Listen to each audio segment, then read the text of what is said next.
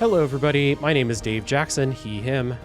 And I am Shane Selterre, he, him as well. And this is Tales from the Backlog, where each week I am joined by a guest to deep dive a game from our backlogs. Today's game is Legend of Grimrock 2.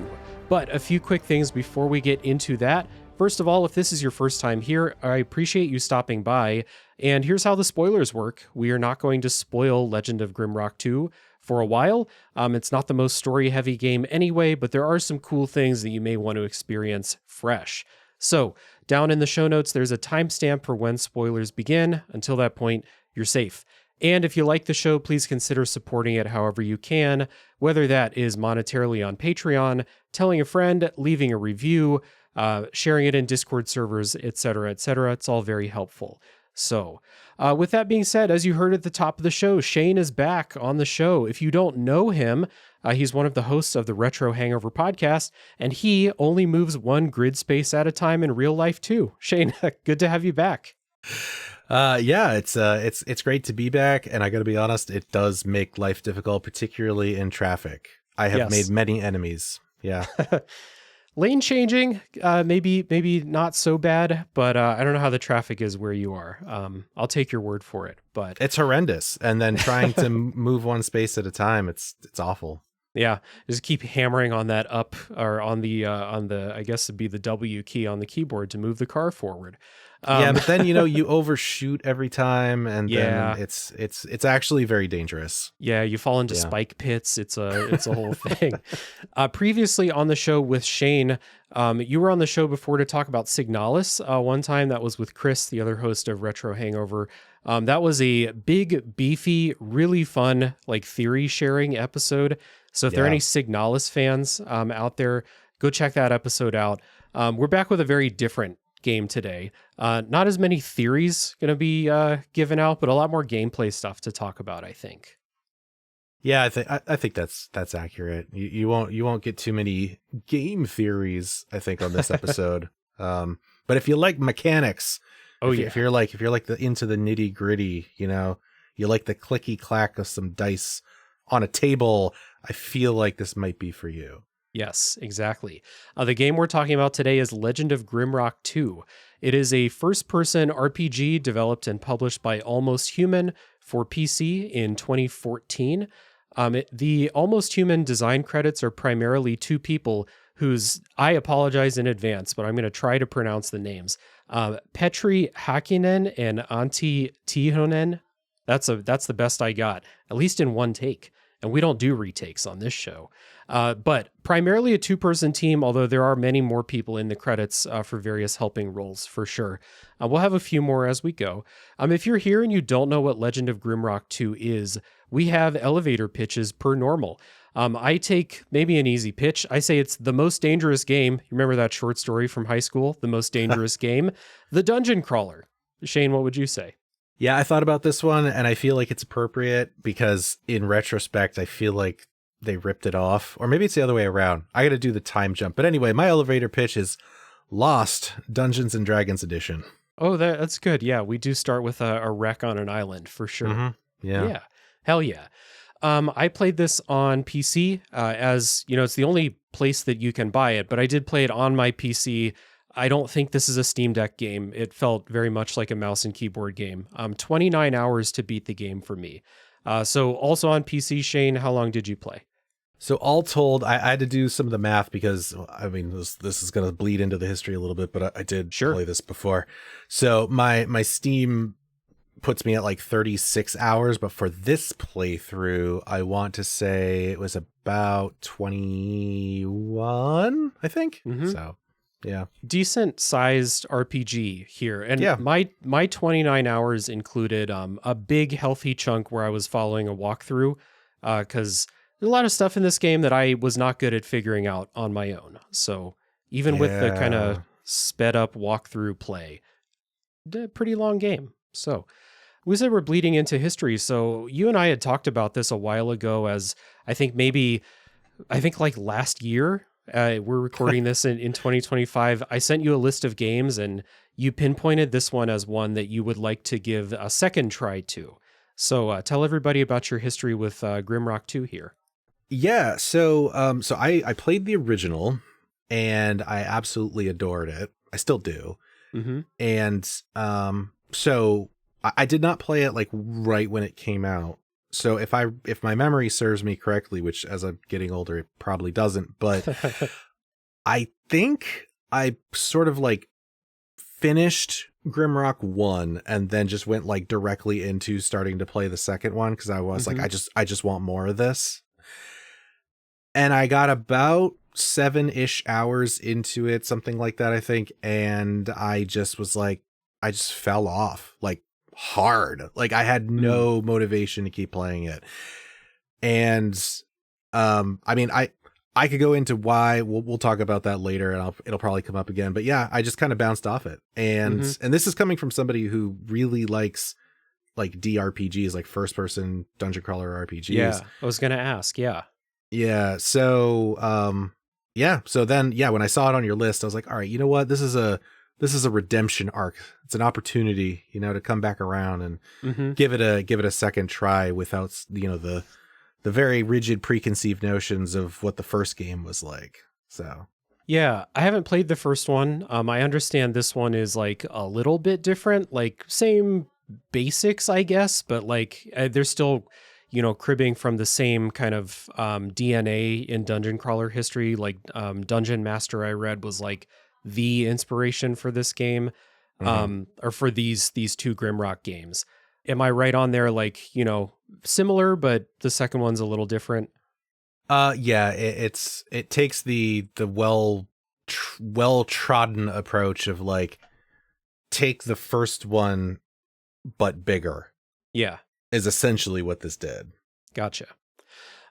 So for my history with this, I'm going to say something that sounds really fucking hipstery for a second, Shane, if you'll allow me. I mean, look at me. Yeah, sure. I have only played one blobber in my days, and that one is Wizardry 1, the only blobber I've ever played. I mean, if you're going to play one, yeah. Why not be the one? Right. So I haven't played Dungeon Master, which this is like, again, very, very heavily inspired by. I do have a lot of like non-blobber dungeon crawling game experience. I fell into the From Software dungeon crawling games, especially the ones on the PS2, Kingsfield 4, Shadow Tower Abyss. I recently played and covered Lunacid on the podcast, which is a Kingsfield-inspired game. But none of these grid-based, and I guess if anyone's here and they don't know what we mean by blobbers, party-based RPGs where your party all occupies the same space on the grid. So think of them as a blob of however many people or characters it is mashed together into one space. You move as one, you never separate. If someone dies, they're stuck in the blob, Just dragging their corpse along. Yeah. This was on my radar because Watch Out for Fireballs did an episode about this, and they just like praised the hell out of this game. And I'd never heard of it before that point. And when I it's weird. I don't know if you have this this kind of perception of Grimrock 2 out there in the space, but like I didn't hear anyone talk about this game ever. And then when I said I'm playing Legend of Grimrock 2, a bunch of people were like, oh, that game's awesome. Great game. And then I looked on Steam and it's like great reviews. I guess like for CRPG sickos, like this is one of the best, but it's not a game that people are talking about much in 2025, I don't think. Yeah, that seems to be the case. I kind of feel like it's one of those like it's that video game that your favorite game developer's favorite game. Kind of things. Yeah. I don't know, man. It's weird because I feel like you're right. It really kind of ended up just kind of falling off of the general like zeitgeist, I guess. Yeah. I don't know if it's because there's just never anything that followed up because it's been a bit since this came out now.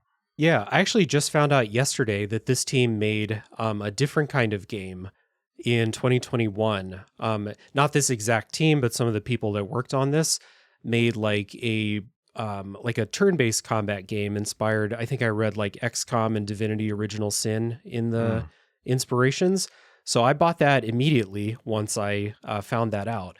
But I think what it is like the Legend of Grimrock games are a modern take on a genre that stopped being popular a really long time ago. Like, so it's like for the people who are out there like, man, I wish they'd make a new Dungeon Master. They made the Grimrock games for you specifically. All 12 of us. Yeah. So like, was that like what made you want to jump into like the first Legend of Grimrock? Because it was like, I love these games from the past and no one's making them anymore. Yeah. I mean, it's funny. I'm like starving for this kind of game. Like, and I don't think that's particularly hyperbolic because on a number of occasions, because I am at the point in my life now where I don't have a ton of free time. So a lot of my gaming time is on my mobile device. So make of that what you will. But I have searched the Play Store countless times for any variation of these keywords like dungeon crawler, DRPG, like Ultima, wizardry, like trying to find games like this. And it's hard. There's not a lot of them. There is the Wizardry variants Daphne, which is the official Wizardry mobile game. I do actually recommend it. It's pretty good. It is a gachapon game, but the gacha elements are like 100% not even required. So that's good. Yeah. And so it is a pretty solid dungeon crawler, but yeah, they're really far and few between. And I think the thing that I was looking for and the reason that I was like, oh man, get me on that Grimrock train when I first saw it was I want that more traditional classic dungeon crawler, first person perspective, blobber kind of game, but with modern convenience and sensibilities. Yeah. Because going back to like Wizardry Run, for example, it's like kind of rough. It's hard. Yeah. Yeah. Yeah, I did one of my Patreon bonus series I do, Tales from the Way Backlog. I did an episode on Wizardry 1, and like it's a good thing I don't pressure myself to finish games on that show. It's a historical curiosity show more than anything. And yeah, Wizardry 1, brutal fucking game. So I'm glad, like you said, the modern conveniences, but still kind of retaining that spirit of exploration. Grimrock combat is different. It's not turn-based, but I feel like they really hit it out of the park with this particular take on this kind of game and like modernizing it a little bit. Grimrock 2 is awesome. I had an awesome time playing this. And for a genre that like I don't have a lot of experience with, I play a lot of RPGs, so it wasn't that hard to jump into it. And especially like D&D based or D&D inspired RPGs, this isn't that different. It wasn't much of an adjustment to that. The way you fight and stuff was a huge adjustment in Grimrock, really idiosyncratic shit, which we'll talk about when we talk about what it's like to play the game. But they really like executed this really well. It's a joy to explore. Once you figure out how the combat works, it's really fun to do that. Character building I had fun with, even though it's pretty simple. And like, this isn't a story game, but there are enough like moments where you're like, look at that fucked up little leprechaun looking guy, where you're like, what's his deal? There's like just enough of that. And like the setup for the story and stuff is weird too. So it gives you just enough to chew on as you're going through all these dungeons and outdoor spaces and stuff like that. So I love this. Yeah, I think for the most part, I'm there with you. I have some quibbles about some of the things that were implemented or the way in which they were implemented, but by and large, and I don't know if am I giving away all my cards at the beginning here? I don't know. Yeah, just opening thoughts, top level.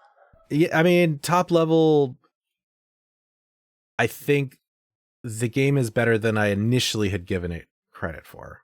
My first attempt at playing this in retrospect was very colored by what I guess my expectations. I think that's what it was, because just coming off of playing the first one, I expected it to just be more of the same. And in many ways it is, but in some very crucial ways it's not. And the thing that really threw me actually was the openness of this one. because the first one is literally like just a dungeon. Like it is a tower crawl, more or less.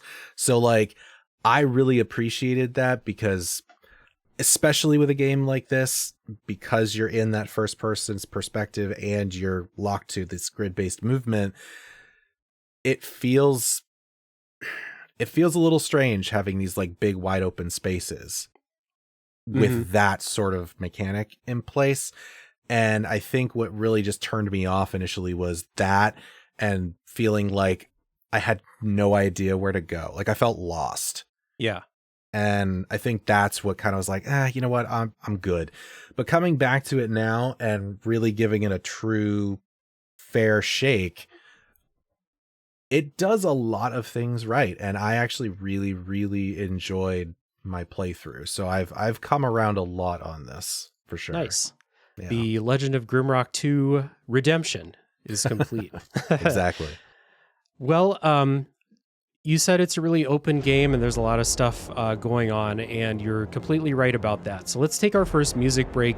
We'll set up how you get in that situation in the first place.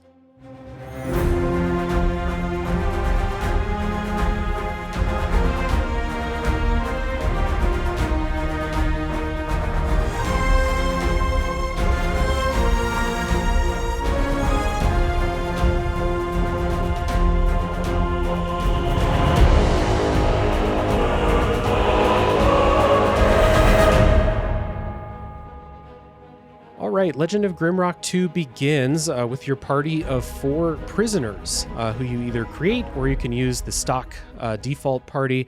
You're in a shipwreck. You're on this prison ship, and something takes control of the wheel, and your ship veers off course and straight into some rocks. You wake up on this island, which is ruled over by someone called the Island Master, who leaves you a note very early in the game explaining that they designed this island as a test of sorts. And they basically say, like, I don't expect you to get far, but hey, if you do, that's cool. Good luck. Have fun out there. So in a way, it's goofy as hell, but it is like a diegetic reason for this game to be full of like puzzles with in-game names. And like you'll walk up to a grid that's like a puzzle and it will say some shit like the Path of Knives, and you're like, okay, so yeah, I mean there's a literal sign next to it. It's like an amusement park. Yeah, exactly. So there's a reason, because the whole time you're playing this, if you're ever like, man, this is some diabolical shit, the Island Master made it that way. He's testing you. Why is he testing you? We'll talk about that later, but that's where the most dangerous game came from. Instead of, hunting you literally, he's just designed pressure plate puzzles and Sokoban puzzles for you to solve, and filled the world with monsters too, of course.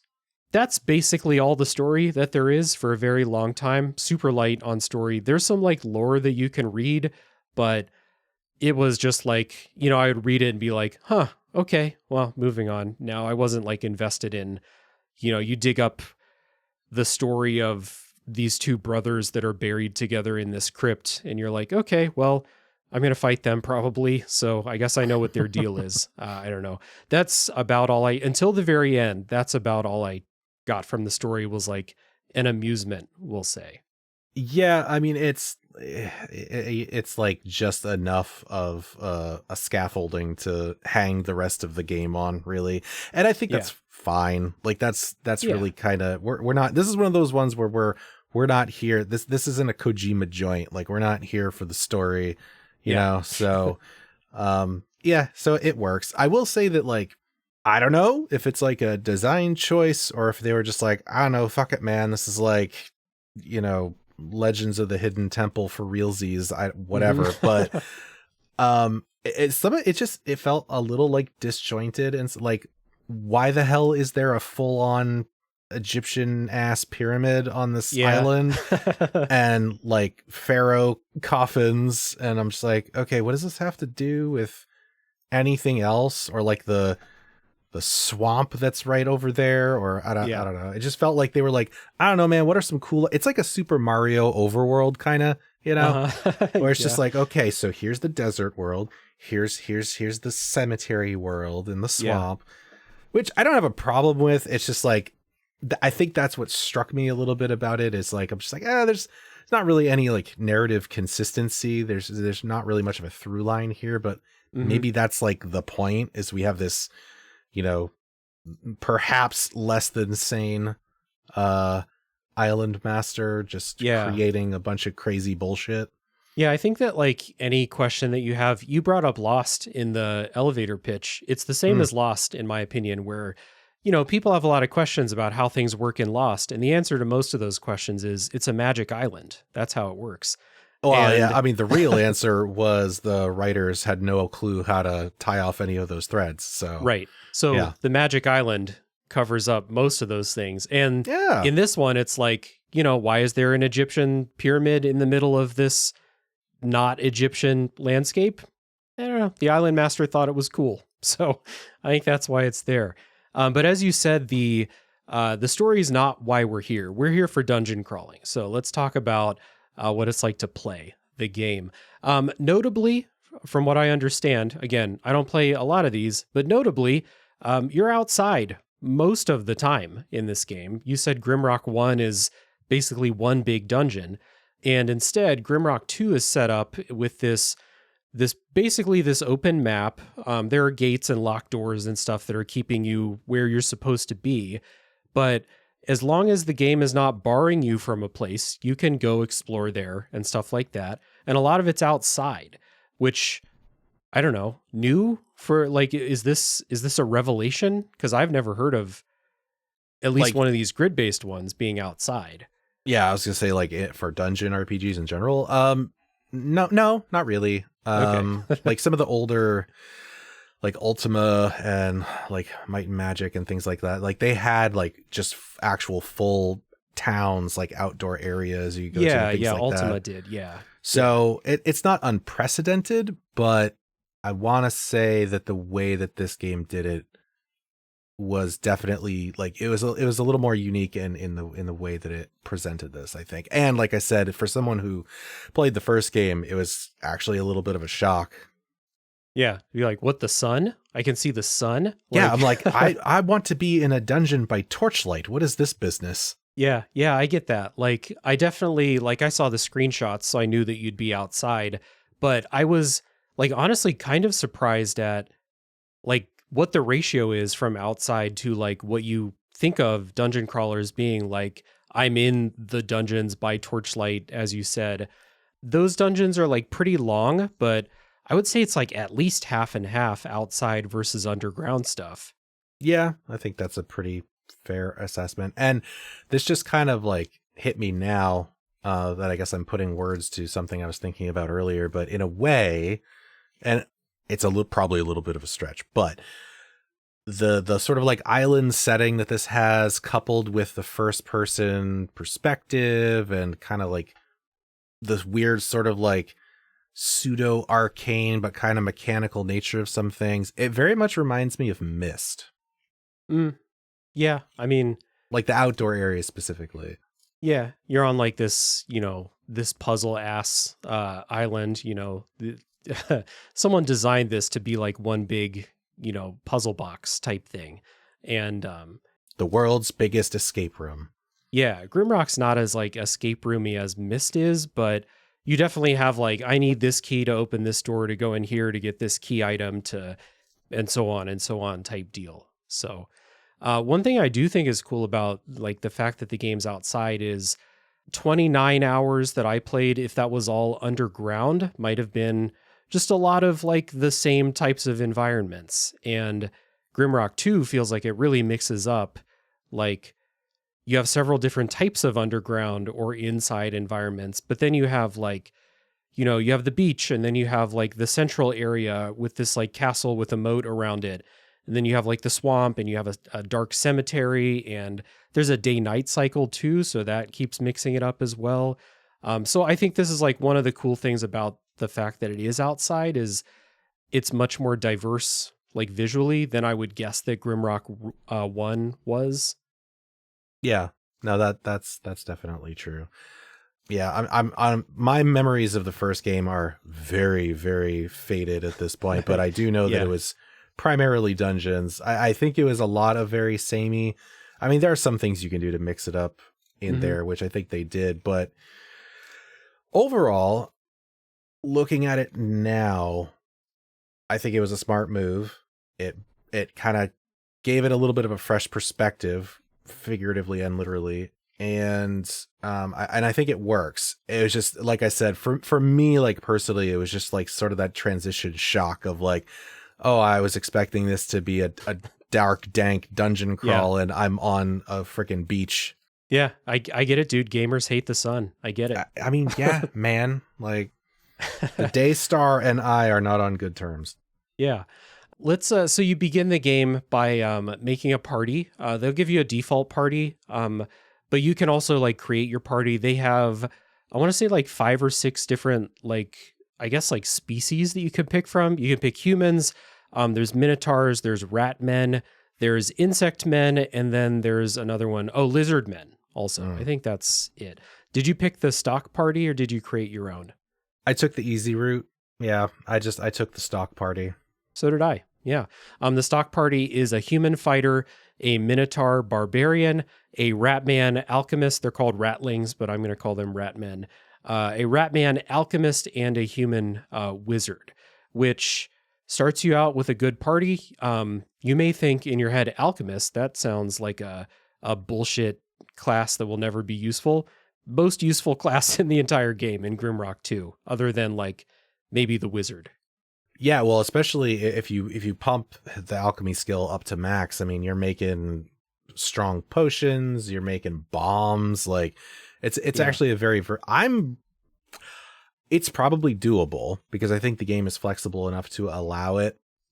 I would be hard pressed to think of a party that doesn't include an alchemist, if for nothing other than potions. Yeah, you need potions. The game can be quite tough. The alchemist has a cool ability where if you have plants in your inventory that you make the potions from, they will grow new plants in the inventory. So if you always just make sure you have a couple of everything, you'll just keep growing new ingredients, which is clutch. In the no matter how many potions I thought I needed versus like I think I have a surplus. The final boss of the game took every single consumable item that I had to do. So I was happy that the rat man was growing shit. I would say, what difficulty did you play on? Whatever the standard is. So normal. Okay. Yeah, I'm not even gonna lie. I played on easy, and there were still moments in this game that just crushed me. Like there were, it is unforgiving for sure. So it's tough. It's can be quite punishing, and it really rewards preparation, but it also rewards this weird combat dance that you get into. Yeah. It's grid-based movement, so you're moving on a grid using the WASD keys on the keyboard, and it's real-time action combat. It's not turn-based, and all your actions, spells, weapon hits, special skills, they're all on cooldowns. And it's on this little UI element in the bottom right of the screen. It shows your 4 characters, and it shows what they have in each hand. And you right-click on the weapon to use it in combat, which I like really weird to get used to. Like I'm like half watching what the enemy is doing on the screen because it's in real time and we're on a grid, but I got to make sure I'm right clicking the right thing on my little thing down in the corner of my screen. And if you're using advanced spells, you have a 3x3 grid of runes that you need to draw the spells on, draw the right symbol out of these runes, while things are jumping around and you're trying not to get surrounded by enemies and stuff like that. You played the first Grimrock, so this wasn't brand new to you, I would guess. But this was like, of all the things that it took me a long time to get used to, like dividing my attention between the enemies and just trying to make sure I'm right-clicking the right button on my thing. And because if you left-click, you'll unequip your weapon and you'll take it out and try and drag it into your inventory or some shit. So it's like right click, draw the runes. Oh shit, there's a thing right on my side. I got to move.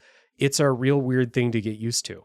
Yeah, yes, you're right. This was not surprising. It's basically the same exact combat system from the first one. So I was already used to it, but yeah, it takes a lot. Like there's a little bit of a learning curve there because there are so many moving parts.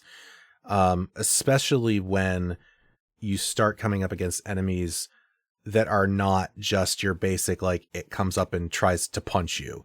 Yeah. So like, for instance, one of the ones that I absolutely despise are the floating archer ladies in the pyramid who can paralyze you or petrify you. You can be strategic about that because they have like a tell, right? Like when their eyes start to glow, you know that they're going to try to petrify you, so you can sidestep and then avoid it completely. But like you said, you're doing that while also trying to manage your attacks from your party. And if you're using the charge up skills that most of weapons have, where you have to right click and then hold until it charges up and then glows, to do like a special attack with that particular weapon, you've also got to sort of manage that, wait for that. And then also, because there's no hot bar to speak of, if you need to, quaff a potion or whatever in the middle of combat, you got to open up your inventory and go fucking find it. Yep. In real time. Yeah. Which, like, in a way, if you really think about it, it kind of makes sense. Like, if you put yourself in the shoes of this party, I mean, that is exactly what you'd be doing. You're just like, oh, I just got stabbed in the side. Shit, let me look at my bag. Where's that health potion? Yeah, exactly. Yeah. So like, I get it. I actually enjoyed it, but then I'm weird and I like the little fiddly bits like that. So, but it is a little awkward at first, like 100%. I'm just going to go ahead and say for the entire game up until the final two bosses, this was fine. And especially the penultimate boss was also, it was like really hard, but it was okay.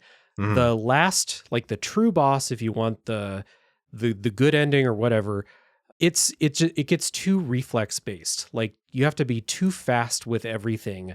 And like, even after playing the game for damn near 30 hours, I had to like, you can cheese a lot of the AI by like, they turn to the left, so they're going to take their next step in that direction. So let me get catty corner to them in this 2x2 grid. And you'll basically be fine once you figure that out. If it's like you versus one enemy in a 2x2 grid, you can probably not get hit. And that's what your guys are not really like very tanky. So you want to avoid getting hit. And the final boss is like teleporting all over the place and making copies of itself. And it's like a whole fucking thing. And it like pushes the limits of this combat system, like past the limit, I think, of what's like fun. And it turned into just like, well, the AI can't teleport into this weird corner they built into the arena. So I'm going to hide here for a while and try and like sneak some little sneaky hits in when I can. But it's like, it stopped being the Legend of Grimrock 2 combat system that was like fun and engaging and kind of stressful sometimes, but in a cool way. And it ended up being like, this is really weird what it's asking of me now. And I don't think I can do it very well.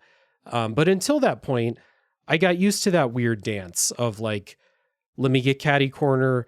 Let me see, okay, it's turning to the right, hop over to the side, try and hit that enemy in the side, then hop out of the way again before it turns to hit me.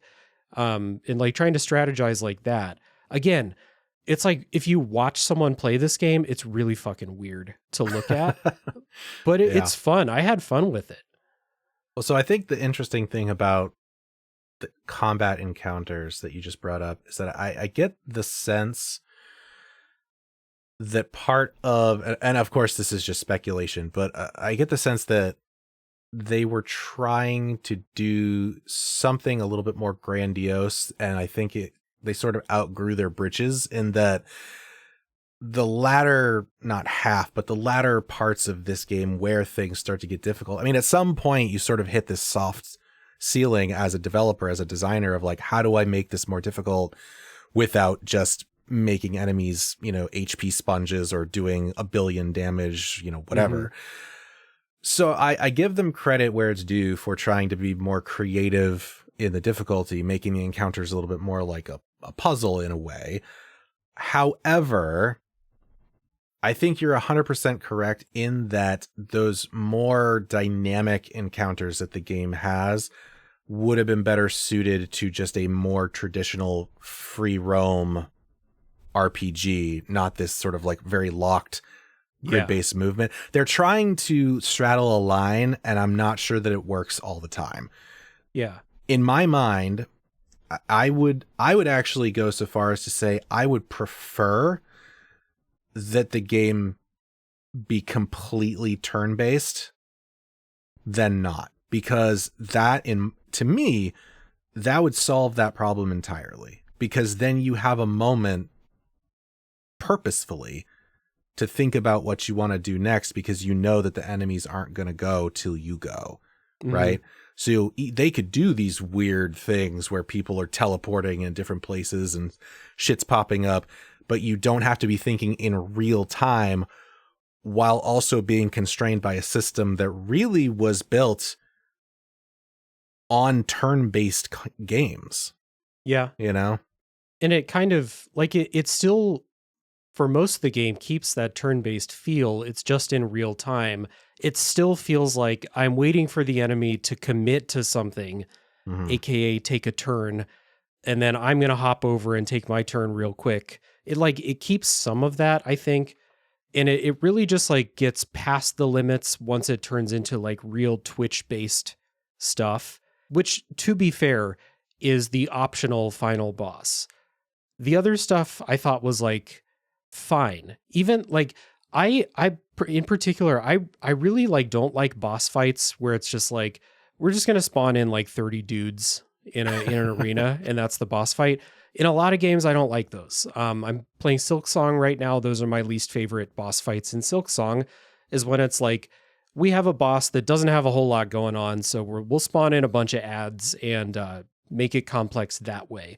A lot of boss fights in Grimrock 2 are like that, but instead of being annoying, it's like, actually, I think it's a good test of not letting yourself get cornered, always maintaining like positional awareness.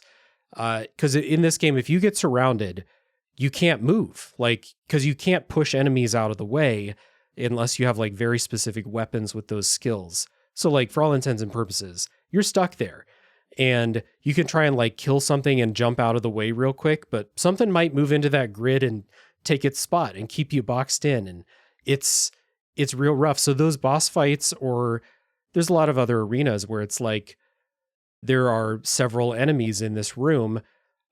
I need to make sure I don't get cornered. Or if I do get cornered, I want to do it on my terms where I only fight one thing at a time, basically. So I thought those were interesting tests. Yeah. And so that just reminded me of something too. There are plenty of opportunities to adopt the funnel door strategy. Yes, absolutely. It's one of my favorites and most effective in Diablo 1, and it also works really well here. And I think you're right. For the most part, it works. I might be a little bit more cynical about this than perhaps you are. I kind of got the feeling that it almost like worked in spite of itself a little bit. It's a little awkward. I'll give it that. It is, and I think the plant boss, you know what I'm talking about? Yeah. Where it spawns like a bunch of the poison dudes, the mushrooms and all that stuff. To me, that did a pretty good job of exactly what you were saying, because it has all the ads like you were talking about. It's those mushroom guys that, you know, spawn poison, which I hated.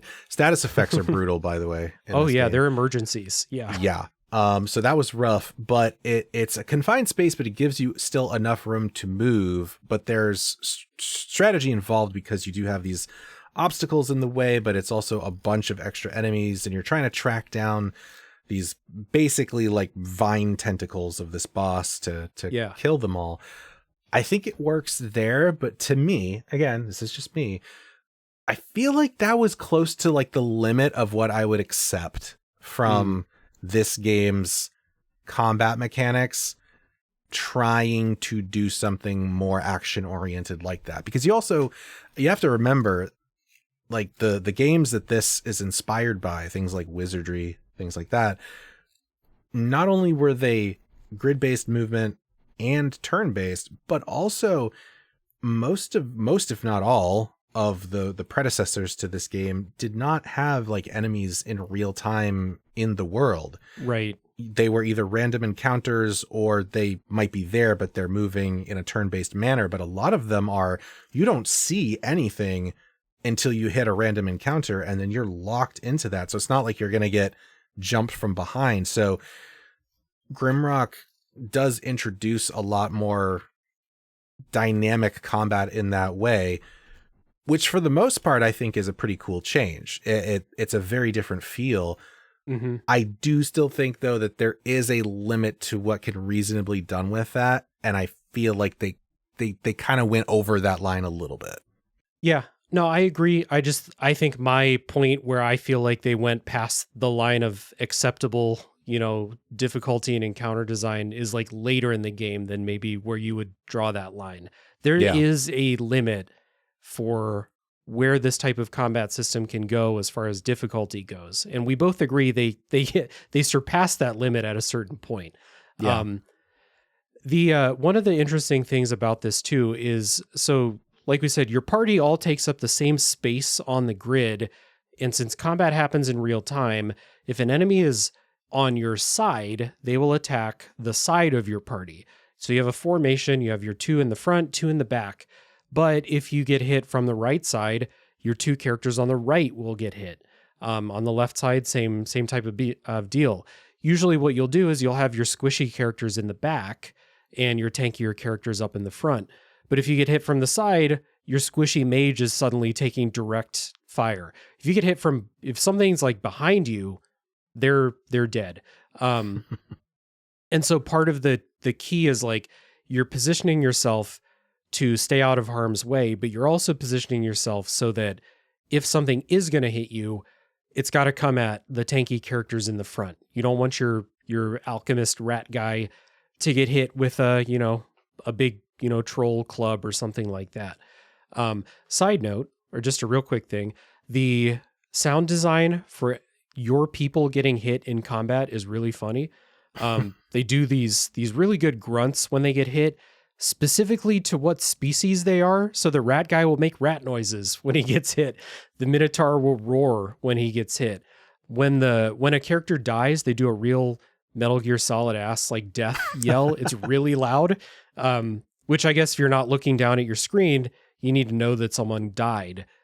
You'll know in this game. It's really loud. It's also the same scream that they use when you fall down a pit. Yes, it is. And you'll fall down a lot of pits in this game. On purpose. Sometimes on purpose, yeah. So it's all part of the I've never played a game even approaching feeling like Grimrock 2. It's all singular type of experience for me of managing positioning, managing who is facing the enemy. Sometimes I would decide it's actually best, like there's like 6 enemies in here. It's best if I back into this one grid, like little alcove or one space little alcove and just let my front characters take it and have my alchemist making potions in the background and just heal them up as we go. And take them on that way. Cause you, again, like your number one priority is to make sure you don't get surrounded.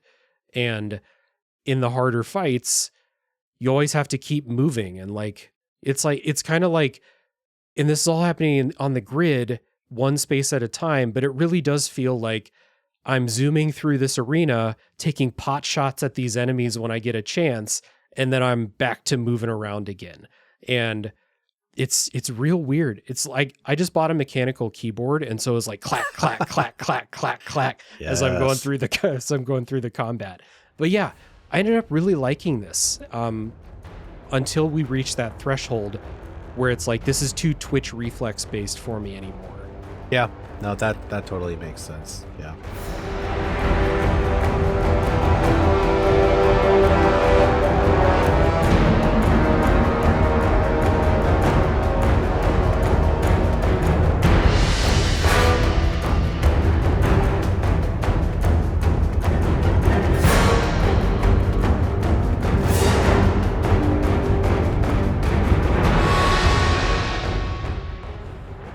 we mentioned traps, so let's talk about exploring in the game. Traps and pits and stuff like that. So it's not all combat. There's a lot of combat, but you're exploring the world, exploring these dungeons underground and stuff like that.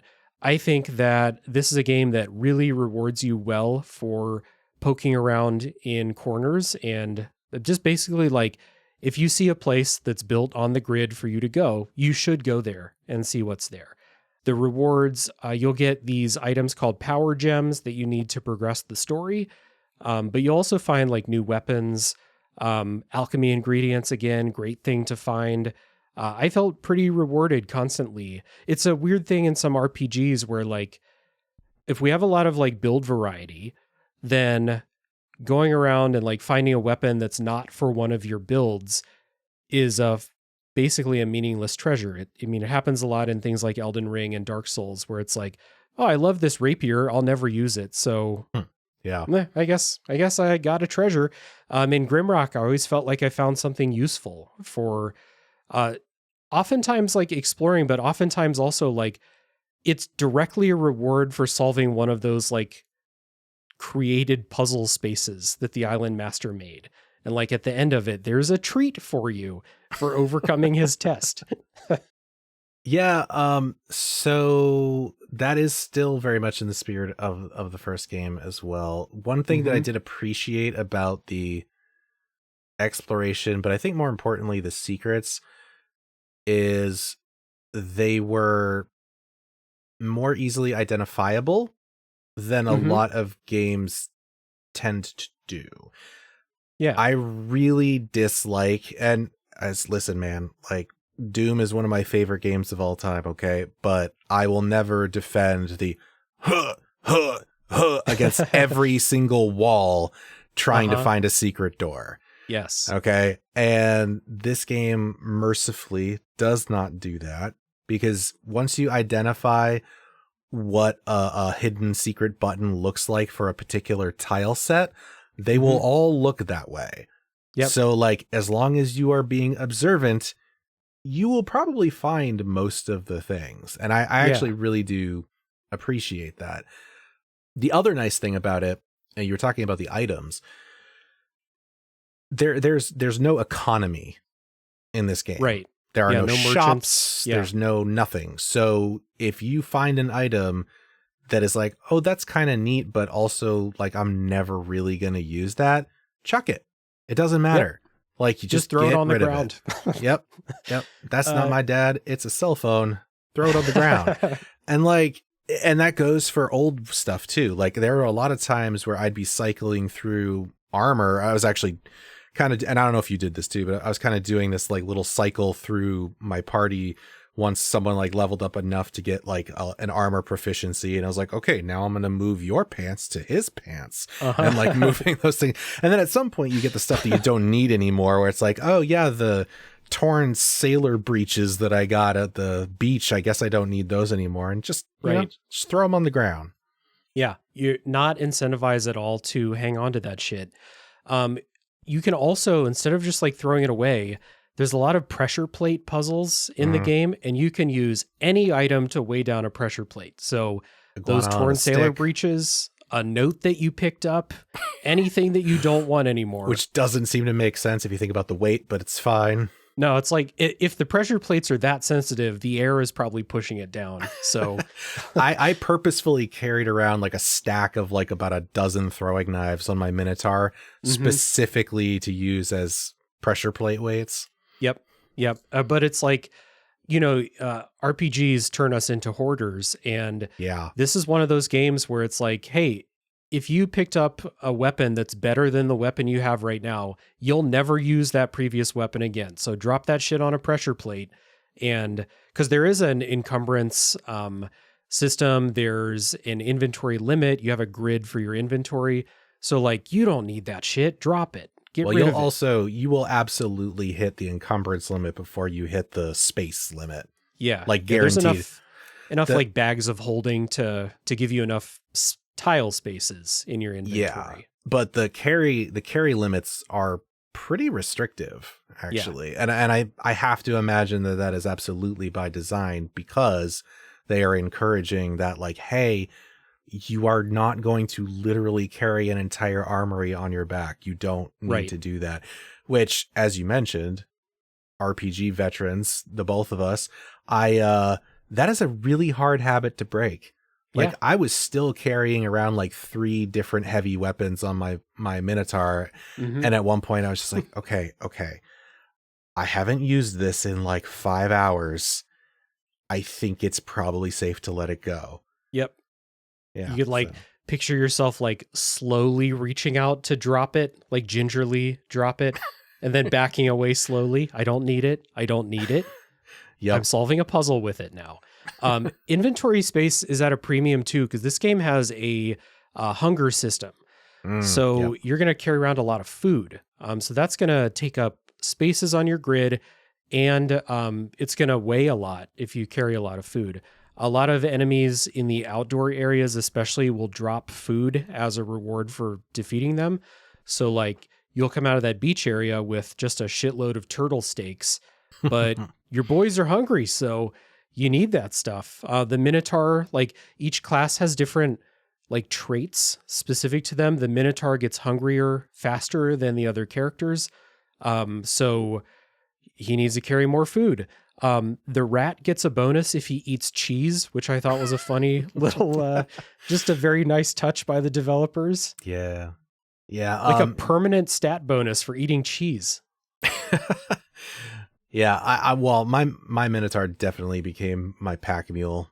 I mean, just by virtue of the fact that he had a higher strength and therefore carry weight than anybody else anyway. But he was, man, that dude can plow through some like sausages, and let me tell you what. Yeah, just a bunch of those weird little like frog tongue food items that you pick up. Yeah, man. Hey, man, those and those snake tails, those are nutritious delicacies. Yeah. Let's see, puzzles. This game is full of puzzles, Shane. I don't know if you noticed that. The puzzles in the game, again, they're designed by the island master within the game. So you'll often you'll pick up a note that has a clue for the puzzles. A lot of the puzzles have their own names. Some of them are like Twitch based, there's spikes going up and down and you got to maneuver around before the spikes catch up to you and stuff like that. But there are a lot of like adventure gamey puzzles, or some of them even feel like riddles to solve. And let me tell you, I am dog shit at figuring out what these puzzles want from me. This is why I went to the walkthrough, is because it wasn't because I didn't know how to fight anything. It was because I would read a note, or I'd like come up to a puzzle and I'd read like the nameplate of the puzzle and be like, oh man, I don't know what they're going to want from me here. And that was true a lot of times. What was your experience with this like? I mean, listen, man, I would not be so hard on yourself, because I just the puzzles, when they're good, they're good. When they're bad, they are fucking infuriating. Like I think that I think that they're a little too obtuse for their own good in some cases. And it's the same argument that I have with a lot of adventure games. I mean, hell, even Silent Hill 2 on harder difficulty. Oh, dude, the hard puzzle mode? No thanks. Yeah, those are stupid. And so some of these puzzles, and I even, I'm the same. I definitely had to go find a walkthrough for a handful of these, because I was like, I have no idea what they want me to do here. And do they give you clues? Yes. Are they good clues? Debatable. There was one, and I don't know if you just picked this one up or not, but one of the ones in the pyramid that I got stuck on for probably longer than I should have was the sacrifice chamber. And in my mind, I was like, okay, maybe that means I got to take damage on purpose, or something, or I'm going to have to give up something, put an item somewhere. Okay. And to be fair, I was kind of on the right track with that, but that's the only hint they give you. That's it. And so then you come into this room with a bunch of pits that are blocking you from getting to a door. You are supposed to figure out what you're supposed to do with that. And there is nothing else that is telling you what you should do. And to me, like, and listen, man, like, I get it. It's a very, very thin line to walk of how do we make this challenging so that it feels satisfying to solve, without being too infuriatingly obtuse, but also not giving too much away to where it's just obvious and it doesn't take the player any time to figure it out. That's hard to balance, you know? So I will 100% recognize that. But there was like that, or like the door for the cemetery. Yeah. Dude, what? Yeah, exactly. Like, it's very hit or miss. Like there are a handful of puzzles in this that feel real good to solve because they hit that sweet spot of like just difficult enough, but it makes you feel smart because you're like, oh, I figured that out, and that's fine. But there are a lot of them that are just like, oh man, I don't know. And like, I know it's not just us, because I looked out on like the message boards and things like that. There are posts from like 12 years ago or whatever, and people being like, how is anybody supposed to know this? Yeah. Shout out to once again those people who write. It used to be the GameFAQs guides writers, now it's the people doing it on the Steam forums. Shout out to them, because I needed that help a lot. And it's not like I can pin down like one type of puzzle that gave me problems. It was like, let's just hypothetically say there are like 15 types of puzzles. They all gave me problems at some point. It's just, was the clue good enough for my specific brain to figure out what they want from me in that specific moment? Because sometimes it was like, oh, the timing puzzles are easy. Oh, the, run away from the spikes puzzles are easy. There's some Sokoban. Those are mostly fine, but not always. So it's like, it's a real mixed bag. I think I like the fact that the game has puzzles because it gives that real gamey, again, the Island Master designed this all for this weird test of sorts type of feeling. I definitely don't wish this game had, I don't wish this game had no puzzles. You stop doing the double negative. I like the fact that the puzzles are here. Podcasting, talking. But yeah, it's tough. Some of them, it's not like Silent Hill 2 hard mode puzzles where I read it and I'm like, good fucking luck. But it was like just far enough out of the leap of logic that I could make. Or maybe my threshold for checking the guide is too low, because once I break that and I check the guide once, the next time I'm like, well, I don't know. Okay, guide. I'm not, maybe because the hunger meter is always ticking, I'm not going to sit there for 30 minutes on one puzzle in Grimrock 2, Yeah, I mean, there were. It's funny that you mentioned that. Actually, I recall one post in one of the forums I was reading to try to find a solution to something, and someone was like, "I literally ate all of my food trying to solve this problem," and I'm like, "Oh, that's." I mean, like, you can just hit escape and pause, right? Like that's okay. You can pause. You can also, and you should always be quick saving in Grimrock 2. Yeah, please save scum to your heart's content, because you will regret it if you don't. Yeah. Even if it's just like, okay, I figured out this puzzle. Let me quick load back to 10 minutes ago when I didn't chew through some food trying to figure it out. But more so because the game is full of some difficult combat. It's full of traps. Every fucking where there are traps in like a comedy way, not in like, this is bullshit way. But like, there's a lot of times where you're like, oh, I found a secret button on a wall. You press the button and it teleports you into a room with a bunch of enemies that rush at you. And you're like, okay. Or, oh God. Oh, like the one that just has a sign that says danger. Yeah. And then you step on the plate anyway, because you're an idiot and you get swarmed by a bunch of insects. Like, there's one like very early in the game, I remember, where it's like you walk out onto, you can see it's like a trap door, but it's shut. You can walk on it, and there's a ledge in front of you, and there's like a treasure there. And like just to the left, there's a little sign plate that says, don't do it. And you turn around and you grab it and you fall down into this pit. The trapdoor opens. And it's like, okay, I think that's really funny. I should have quick saved before I grabbed that. That's just what they teach you to do in this type of game. Yeah. And sort of tangentially related, but even though you do have the ability to quick save, it should probably also be noted that there are big blue fuck off glowing crystals that are save spots, which, like, honestly, the save function is like whatever, because you can literally save anytime you want, but they are a strategic thing, because when you interact with them, they completely heal up and mend your party. So any status effects, if you have dead characters, they come back to life. So that's super important to keep in mind, because they are pretty sparse. But there are a lot of times where you can make some really good strategic use of those, particularly saving some of the potions if you do have an alchemist, because like there is still a pretty limited amount of reagents to use to make those. And so, like, for instance, rather than burning,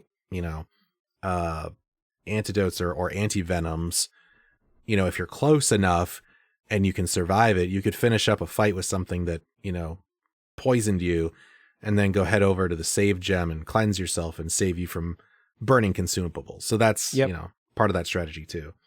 Yeah. The way that doesn't become like a broken thing is you can only use them once, every, 10, 15 minutes of real time. Yeah. So you can't just like do it all the time, but it is a thing where it's like, save some potions, I'll run back, use the crystal and stuff like that. You'll always know when they're nearby too. This isn't like a really visually impressive game. Like, it's pretty, and I think the enemies look cool, but it's not like, I don't think you're going to get blown away by the visuals in the game, but everything's super clear about like, there's something nearby that's important. You'll see the crystals, like the glow, before you see the crystal, probably, especially if you're underground. Same goes with like sound design. For if there's a power gem nearby, you need those to progress the story, and you'll hear them before you see them most of the time. So it's like I think visuals and music and sound design are pretty like low key, but the things that are important are always really clear, whether you can hear them or see them. The thing with the crystal reminded me of that.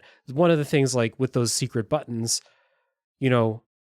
a lot of those tile sets for dungeon corridors look the same. The whole dungeon uses the same set of, like, this is what a wall looks like in here. And that's what walls look like for most of the game. But because you know what they look like, if anything looks different about them, it'll stand out if you're looking. Yeah. So it's nice. Let's see. Anything else about like the gameplay experience or RPG stuff, character building, anything like that stood out to you? So yeah, I mean, so I did not really invest as much time into the character building systems as I probably like could have. Just because, like you, I took the standard party that they give you. So I think in a lot of other cases, I would have gone the route of like, I like to, customize my party and stuff like that. I think that's pretty common amongst RPG folk. But in this particular case, I was like, you know what? That probably seems fine. I don't know what you did, but I didn't really branch that much. Like, I kind of kept each one of my characters on like one specific track. And that seemed to work pretty well. Yeah, I kept my my fighter character, just stayed a fighter, melee fighter. The Minotaur stayed a barbarian. I just maxed all, heavy armor, heavy weapons type stats. My mage, I maxed like a couple schools of magic. I guess we could note it's a low level RPG. It's kind of like a D&D game. I think I maxed at level 13 in my characters. So that's 13 skill points. The skill trees max at 5. So I get a chance to max out maybe 2 categories, 2 or 3, depending on what they start with. And then my rat guy was the only one who I branched out with. Maxed out alchemy, and then I maxed out firearms because I thought a rat with a gun is funny. So I did that too. But so yeah, I needed some ranged things. Although it's not unlimited ammo, so you can't just like spam, any ranged attacks you want. So Yeah, I didn't branch out with most of them because you don't get enough level ups where I felt like I wouldn't be handicapping myself. It feels like a bad game to be a jack of all trades, master of none. You got to be really good at certain things, I would say. Yeah, for the most part. I'm curious, what did you do with your caster? Did you like pick like one or two elements and just stuck with those? I maxed out fire and I Mm-hmm. maxed out concentration Yep. and whatever the skill is that gives you more energy, I put some points into that so I could cast more spells. But that was like I did like 1 or 2 points in some of the other magic schools just to have an ice spell, Mm. for example. But fire was my go-to. Yeah, and so again, to be fair, I did not get all the way to the end of this game, but in the time that I did spend, which was a pretty good chunk of it, Mm-hmm. I actually went with a very generalist build with my caster where I put an equal number of points into all four of the elemental magic categories. So Mm-hmm. like he had like 3 in each one, more or less. And that actually seemed to work pretty well. Yeah. Now, granted, retrospect, there are some spells that I was just like, I could see a use for this, but I'm not going to do much with it, you know? So Mm-hmm. I kind of feel like I probably could have saved those points and probably maxed out, like fires are obviously a really good one. Um, so I probably could have been a little bit more like min-maxy with that if I really wanted to, but I feel like he was probably the only one that could get away with that because unless I'm mistaken, I think spells just always hit. Yeah, if they like physically hit the enemy, they always hit. Everything else has a pretty good chance to miss, Yeah. especially melee hits. Yeah. And so like that kind of freed him up to be more of that like magic generalist, I think, because I didn't have to worry about putting points into things like accuracy, which I Yeah. did do for like basically all the other characters because I was just getting real tired of them constantly whiffing. Yep. Yeah, that's the fun of I don't think this is like explicitly D&D, but Yeah. it's inspired. So low level, RPG parties just fucking missing everything they try to swing at. And I will say that I think the flexibility of the system is pretty impressive too, because like you took a different path than I did, even though we had Hmm. the same parties. Specifically, you said that you with the Minotaur, you went like full heavy armor. Yep. I did not. I did the opposite. Actually, I made my fighter. It's an interesting combination, but it actually worked out pretty well. Where I made my fighter a heavy armored light weapon user. So Okay. she was dual wielding light weapons with heavy armor. And then I went like full dodge evade with the Minotaur, and he Nice. only ever got up to light armor. So just enough to be Mm, proficient with light armor, but with a big fuck off like two-handed weapon. nice. So he's like doing the dodging and shit with like this big like war axe. Yeah. And then I got the other one with the dual wielding swords, but she's just clanking around like a tank. So Yeah, just face tanking everything. Yeah. yeah, she's like a Interesting. Ginsu knife. So yeah, no, I Yeah. mean but it worked. So Yeah. yeah. I think that the RPG systems are pretty streamlined. Like there's enough with like different characters have different traits that give them bonuses and stuff like that. And you can find like some books that give some special traits to characters and stuff. But Mm. overall, like they're pretty streamlined, especially for like other CRPGs, I would say. But that doesn't mean that there's no flexibility, that there's no build crafting to be done or anything like that. And I didn't feel like any of the choices that I made were wrong, although I think you can fuck up your party if you like put points into things that don't help. Because Oh you yeah. don't get that many level ups, so you can't overcome it if you consistently choose things that are not helpful. But I wasn't like following a build guide or anything. I was just like, I think that this type of weapon for this character, this type for this character, we'll max those out. They'll be good with those. All that worked out just fine. And see, that's exactly what I want. And that's why I like this system so much, is because I listen, this is one of those, like, I've said this before. I don't know if I said it to you specifically. I know I've said it on my show before, but there are many like small hills that I'm willing to die on. Uh-huh.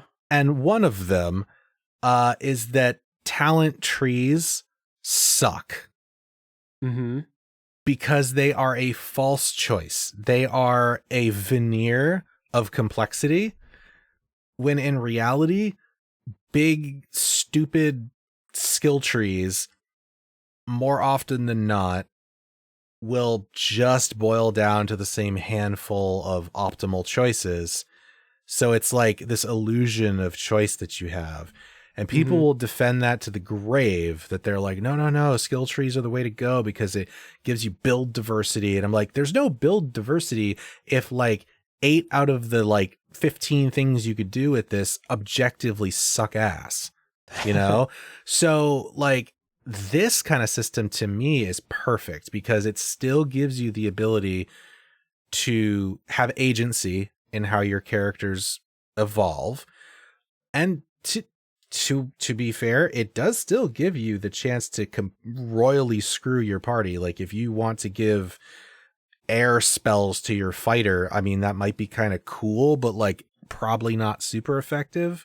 Right. So you could do that. So the flexibility is still there, but I think it does just enough to give you that sense of progression and agency and that feeling of accomplishment when you do like hit one of those break points on the skills, because all skills go up to 5, and there's these little pips on certain, you know, like certain points in those where it's like it's a really important break point of like, if you get this to level 3, like, you know, you get extra dodge or whatever. Or like the light weapons get it up to 2, and then you can attack from the back row, which is actually really helpful. So no, I really appreciate that. Like for instance, the fact that my barbarian, when you get heavy weapons maxed out, you can one-hand a 2-handed weapon. So now my barbarian is rolling with this big axe in one hand doing 2-hand style damage, but also has a hand free for a giant shield. Right. So like, yeah, no, I actually really like the way that it was implemented. I know some people would probably see it as maybe too simplistic, but for me, like I feel like it just hits like a really good sweet spot there. Yeah. I mean, it's simplified, but I like these low level RPGs because whenever I get a level up, it feels like a big deal. And I go to the screen and it's like, it's an important choice. What do I put this 1 point into? I'm not going to get another level up for like 3 to 5 hours probably. So I got to make sure I pick something that's going to help. Whereas like, to use the skill tree thing, like I'm playing Ghost of Yotei right now, and I look at the skill tree and I'm like, do I want this skill now or do I want it in 2 hours? Because I'm going to get it at some point. It's just like you said, it's not like a real choice of like, I'm building my character this way. It's just delaying me getting this other thing because I will get it at some point, which is how a lot of skill tree games, unless the skill tree is like really big compared to your level of points, that's how a lot of them play out. Is it just, I'll get everything. It's just going to, you know, what do I want right now? Whereas in Grimrock, it's like, I'm not going to be able to max out 3 of these skills. So I need to pick the ones I want to build around. Well, and my point of contention with the skill trees doesn't even have to do with the fact that it's like, well, this is an inevitability. It's just a time gate. Like that's not even what my problem is. My problem, and to be fair, this stems from my illustrious past as an MMO player. Having like, if talking WoW specifically, because that was my game of choice for the majority of the time. Back in the day when they still had actual skill trees, each character class had 3 completely different skill trees.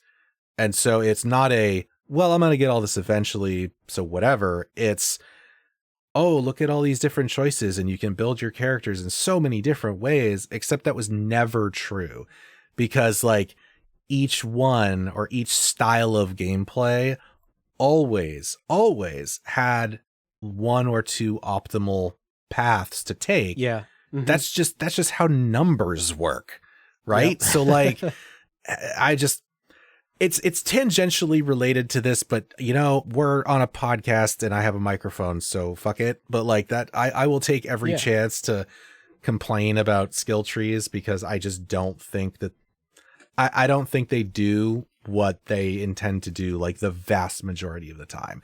So agonizing over one skill point to put in these you know, these little bars that you have for your skills in Grimrock, to me that is so much more meaningful of a choice than just being like, okay, and then I dump 3 points into this to get an extra 3% crit, which then unlocks next thing, and then you know. Another thing in this game's favor is things feel meaningful when you get those upgrades, like when you hit those thresholds, and it's like you get to this threshold and you get plus 10% accuracy, and like that's a big thing. It helps a lot. There's nothing where it's like put a skill point here and you get plus 3% evasion to poison attacks when you're above ground in the rain or some shit. Yeah. It's all stuff you can see it and you can be like, I know how this is going to help. I can visualize it. This is worth my point to put it in. So, well, and by virtue of being so streamlined, every single choice just inherently is more important. So everything feels like it is a fairly big decision that you're making for your character, which I think you would tend to agree that I would argue that to me is so much more impactful and feels so much better as a player, to be basically anytime I'm going to make a choice about my character, it is a meaningful one and it's important, rather than having just this cornucopia of options where it's just like, you know, I'm just dumping 50 skill points into these different things, because at some point it just doesn't feel like anything. Yeah. This works with the mages too. They have a bit of a different thing where, so the way the magic system works is if you have the points, you can do a spell, whether you find scrolls that will teach you like what to draw to do the spells. But even if you don't find the scroll, you can do the spell if you have the points in the skills. If you have 3 fire and 1 concentration or whatever, you can do the fireball spell, even if you didn't find the in-game scroll for it. So what that did was, often I would find a bunch of scrolls, but I can't do the spells because I don't have the points. So I would go to the level up with the mage and be like, I found this spell called Meteor Storm. That sounds badass. I need to max out fire in order to do that though. So let me build toward that because this spell sounds cool. Or if it's like I'm 1 point in air magic away from doing a lightning spell, and I think that would be helpful against what I'm fighting. So maybe it's a good idea to put 1 point into air to do that, to use that spell. Sometimes the spells have like out of combat uses too, which is kind of cool. But that's a cool thing where it's like you're kind of presented with the options before you have to make the choice in that like skill tree kind of way. But it is like a really immediate, it's not like in another game you would be like, I put the point in this skill tree thing to learn the fireball spell. In Grimrock, it's like, I already know the fireball spell. I just need to get good enough to use it.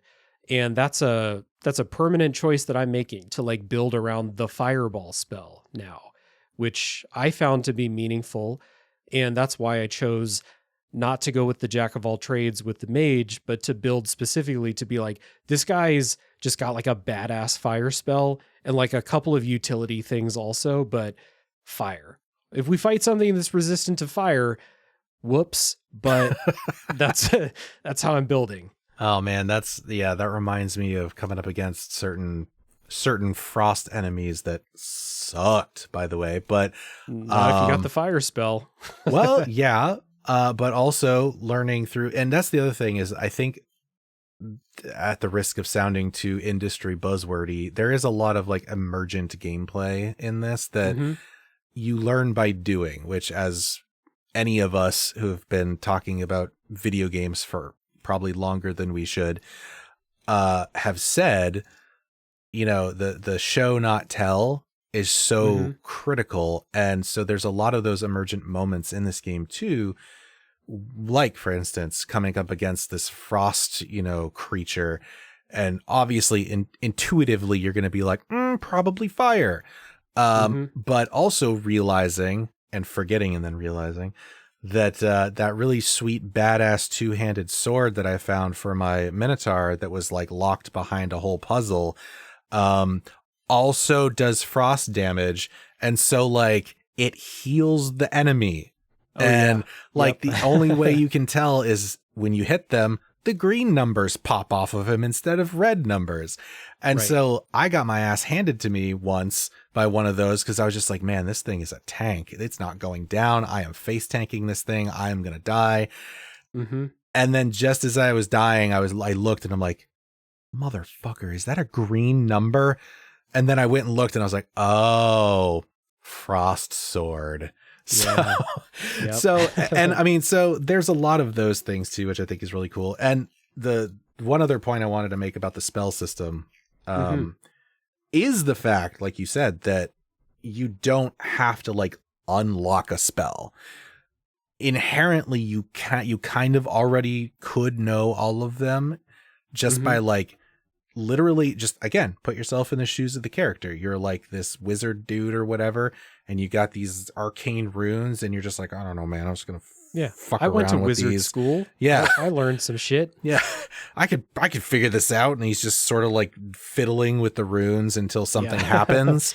And you can totally do that. Like, I mean, as long as you have enough points in the skill to be able to do it, but you can do that. And that also happens to come in clutch in some parts of the game that maybe require you to know those things. So even if you haven't found the scrolls, which also makes that particular area a lot more frustrating, for the record. But yeah. You might discover a couple of spells just by, you'd be like, okay, I have this 3x3 grid of runes. Let me just draw some shapes and see what pops out. You might learn a spell by doing that, as long as you have the prerequisite, skill numbers. So yeah, it's kind of cool to figure. Can you imagine your wizard just kind of fiddling around and suddenly a fireball shoots out? You're like, oh shit. All right. Well, let's remember that one. Listen, I've been in enough D&D campaigns I would fully expect that, actually. Oh yeah. That's a real wild magic ass thing to happen for sure. So all this conversation to say, like, I think this hits a really nice level of complexity for an RPG system, for character builds, for decisions to make in combat related to, how you're building your characters, in addition to like the real-time moving and stuff like that. And then like you bring in the exploration of it, you bring in like you're getting rewards for solving puzzles, and they, so maybe my mage doesn't know a fire spell, but I picked up a fire sword for solving a puzzle. So like that could help me with those frost enemies if I come across them again. Like that kind of stuff, it all feeds into each other really well. And, a couple of encounters in my game aside, it's just a really, really, really engaging game. I had a hard time putting it down. I'm typically juggling several games for this show, and it's always noteworthy to me when one is like, let's say throughout the day, I have an hour here, an hour here, an hour and a half here to play games.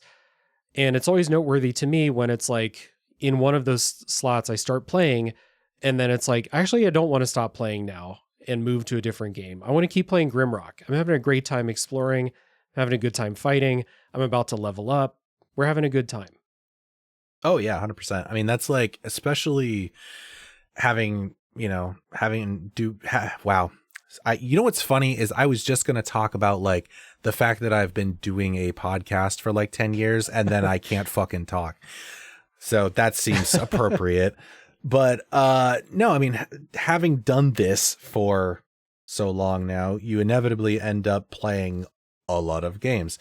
And part of that is becoming acutely aware of those moments when it's like, oh no, I actually like this. Because like, listen, man, there are plenty of times where I'm just like, I gotta fucking play this game. All right, because we need to talk about it, and our patrons are assholes. I love you, but you're and so like there's that, but then I had kind of what you had with this, where I know something is good when I feel that draw to want to keep playing, or when I'm thinking about it when I'm not playing. Like that's the thing, is I would do that with this, where, you know, I'd have to finish up my play session or whatever, but I'd still be thinking about it like the next morning of like, okay, like I'm pretty sure I gotta go like to this spot next, and I think that puzzle meant this.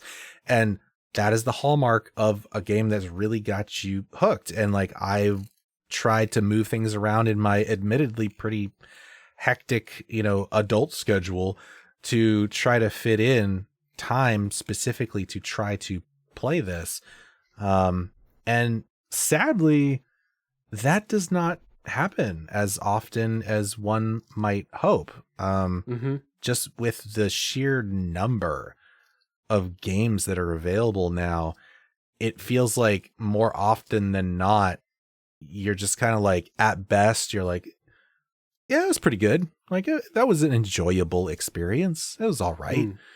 But it is that much more striking when something really does grab you like it used to, like when you were a kid, where you're like, I can't wait to get home from school and keep playing, you know, that kind of a thing. No, it definitely got that feeling of like, I can't wait to get home from school, or I can't wait for Saturday morning because I'm going to play it, you know, do that stuff. I can't wait. You know, when I was a kid, it would be like, I can't wait for my friends to come over. We're going to play this thing. It's a thing I'm looking forward to. Yeah. Grimrock was definitely one of those where, I was just really excited to play it. And even those times when I was like, maybe I would go like a week without playing it, as soon as I hop back in, I'm like right back in it and I'm having a great time. So, good ass game. The last thing we didn't talk about yet is the music, which, you know, I guess kind of fittingly, it's not something that like stands out. The music's done by Scoring Helsinki, and I would say that this is a workman-like fantasy-ass soundtrack. Yep. Not a lot of music for most of the game. It's like outdoor or dungeon ambiance. Maybe you hear some enemies, you know, in the hallway ahead of you or something like that. The sound design is good, but the music, when it comes in, it's kind of bombastic. The main menu theme is real loud, and, you know, we're going on an adventure type shit. Boss fights get their own music, which is like appropriate for where they are and what they are. You know, the plant boss fight doesn't sound the same as the main menu, or the, you know, when you fight a dragon or something like that. So yeah, I didn't want to go the podcast and just like skip the music, because I think it's good.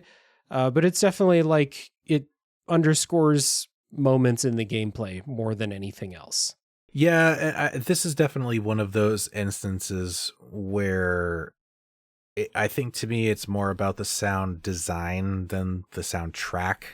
And there are a lot of games like that where I think it's 100% appropriate. And this is one of those. Like, I wouldn't want, you know, this constant background soundtrack going on in a game like this, because it is a lot more, like contemplative, I guess would be a good maybe descriptor. A little bit slower paced.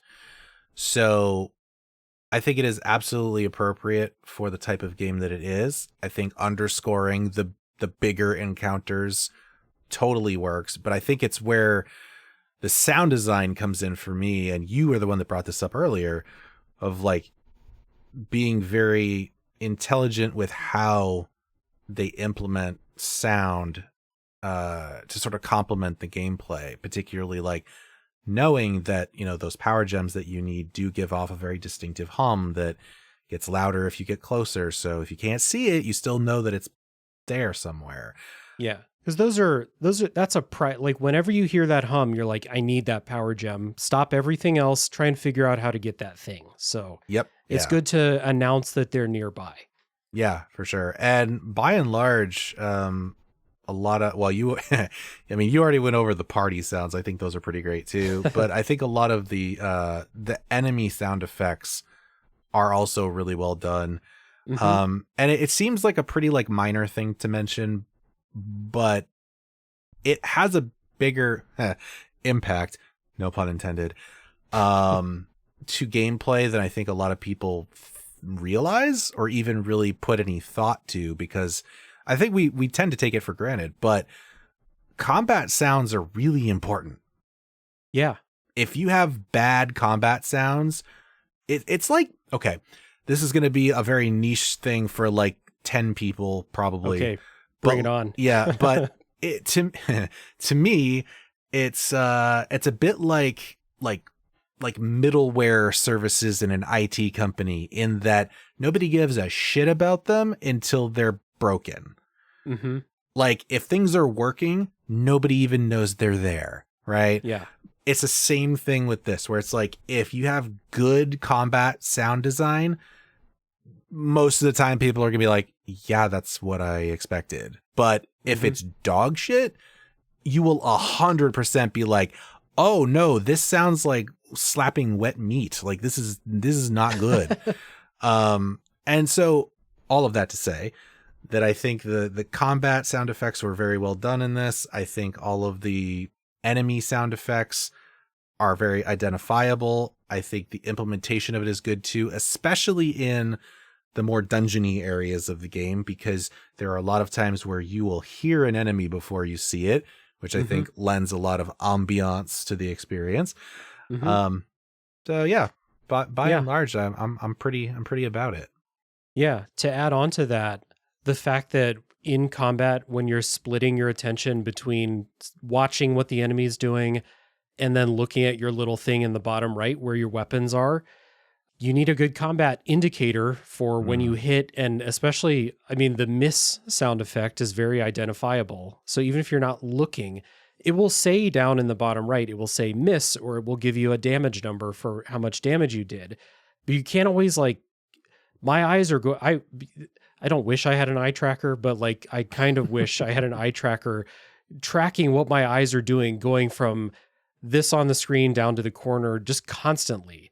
Yeah, I think it would just be one like diagonal just one line. back and forth. Yeah. But like it's doing that all the time. So like it's putting up damage numbers. I can't read them because I can't like focus down there for too long.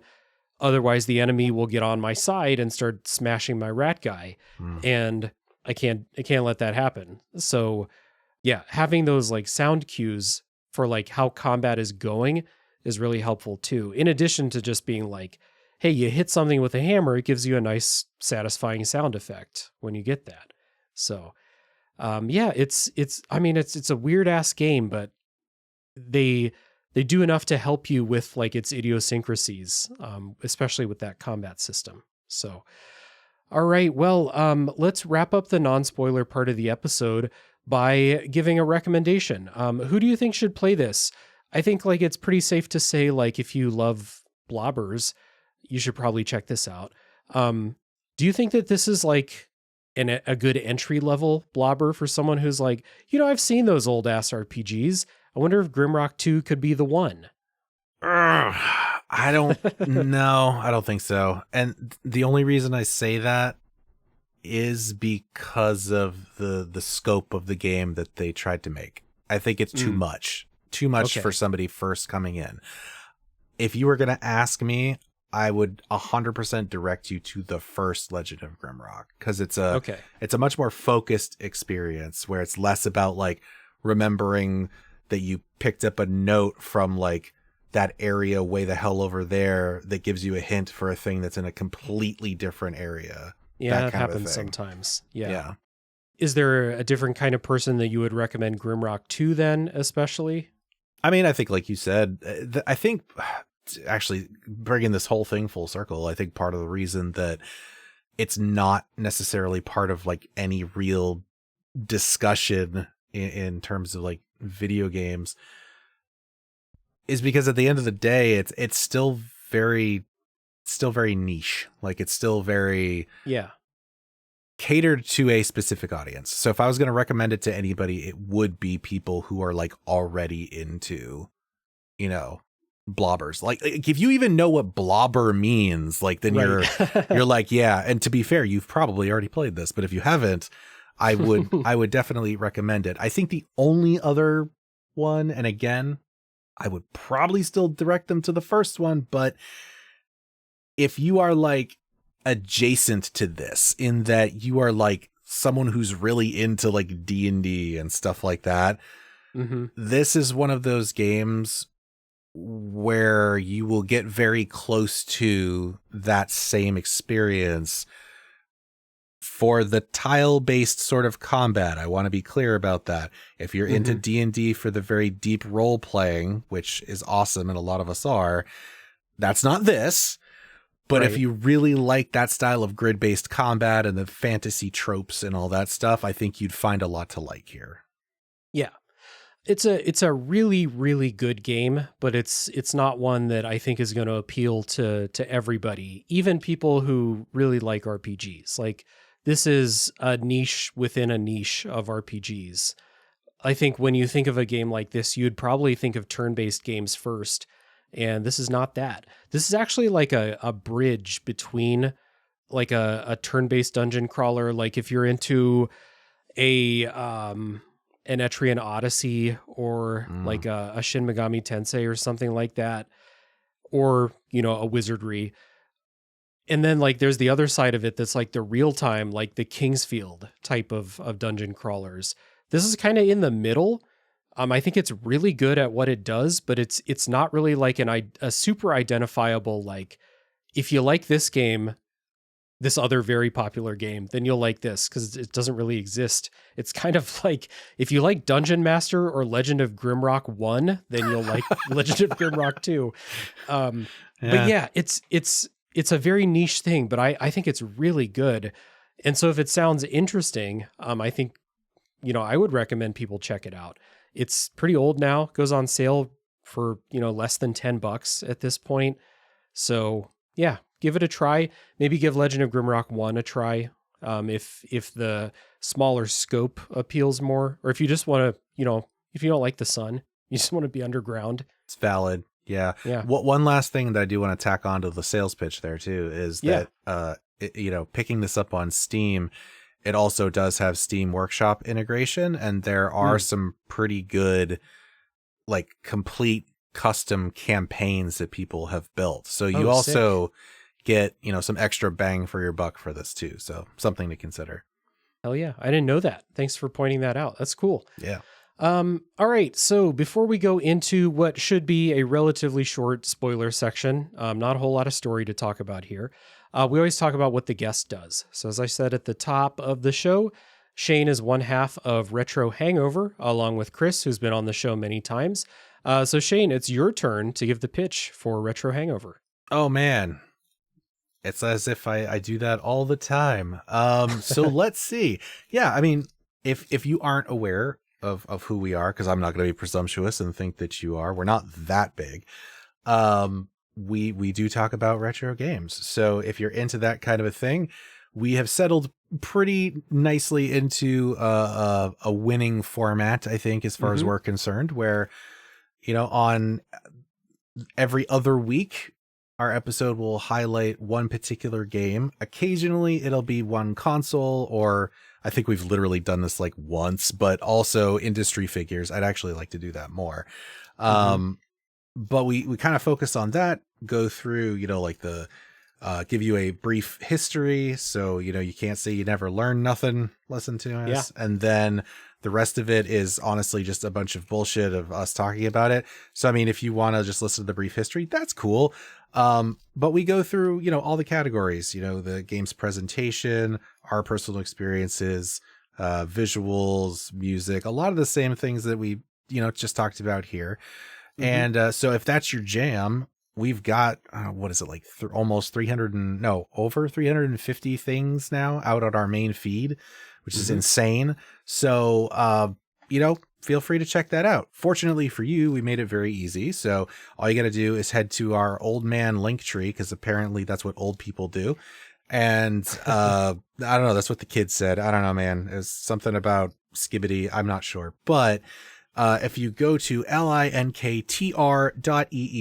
patreon.com/retro hangover. You will find all our goodies there. And that's my sales pitch.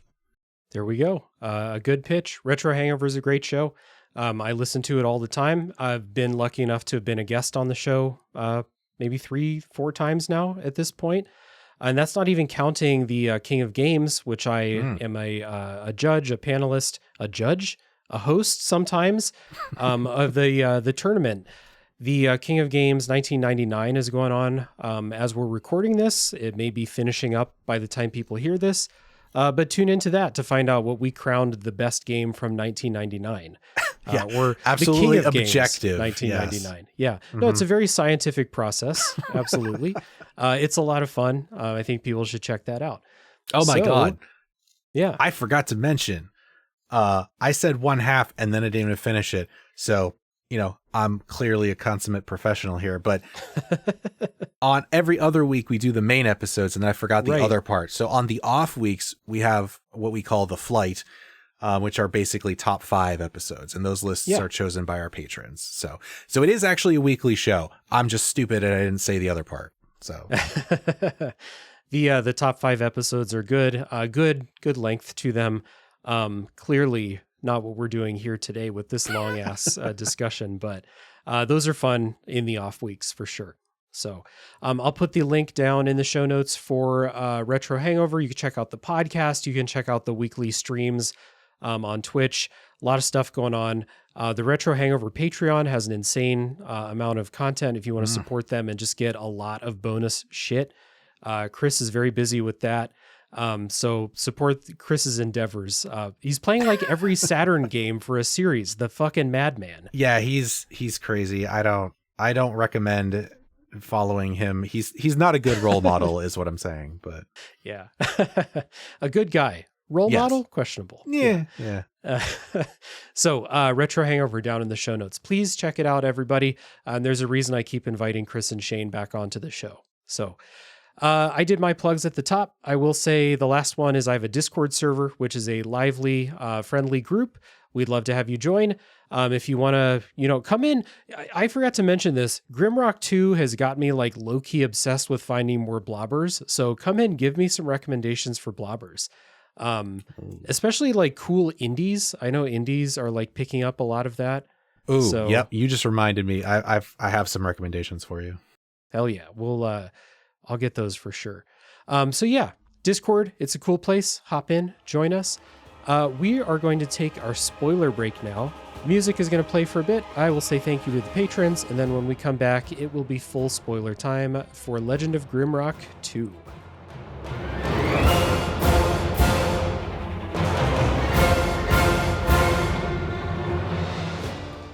All right, before we get to full spoilers for Legend of Grimrock 2, I have some guest appearances to let you know about and the customary thank yous.